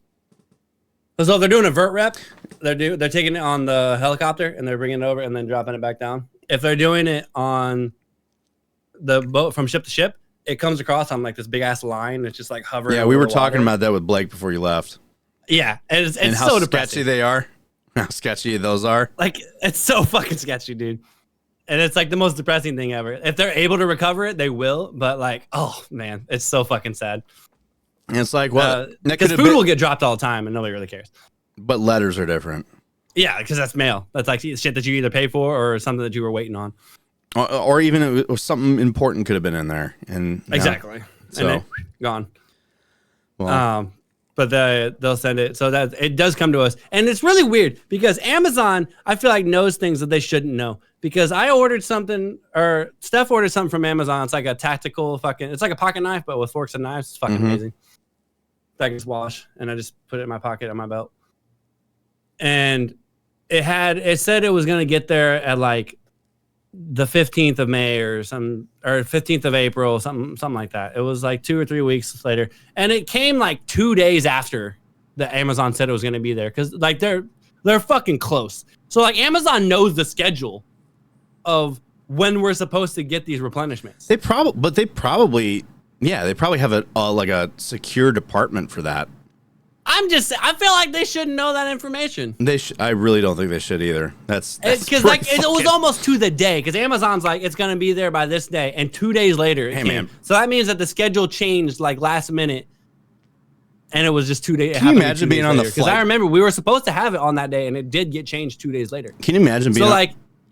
It should be like you'll receive it between this time and this time, which I'd be like, that makes sense. Can you imagine being on the flight deck and one of those Amazon drones come flying in? That'd be crazy. Everyone would start losing their mind. Fucking like the fucking countermeasures would start shooting and shooting at it and shit. Like how people would panic at the fucking sight of a drone coming right at like, hey, whose fucking drone is this? Yeah, because that's real world right now. As we're speaking. That's a real world thing. And then you just see this fucking drone, this weird looking drone flying in, because I've seen the drones. They're huge and they're weird. And they also drop the package from very high. That's the other thing. I saw one, like, there was like a ring cam footage. The drone was like 15 feet in the air and just dropped the fucking package. It was like 15, 20 feet. And like it just dropped it right on the driveway, right in the middle of the fucking driveway. And like, can you imagine if it was like a Paradox PC or something crazy in there, or like something breakable, something fragile, and it just yeeted it? I'd be so fucking pissed.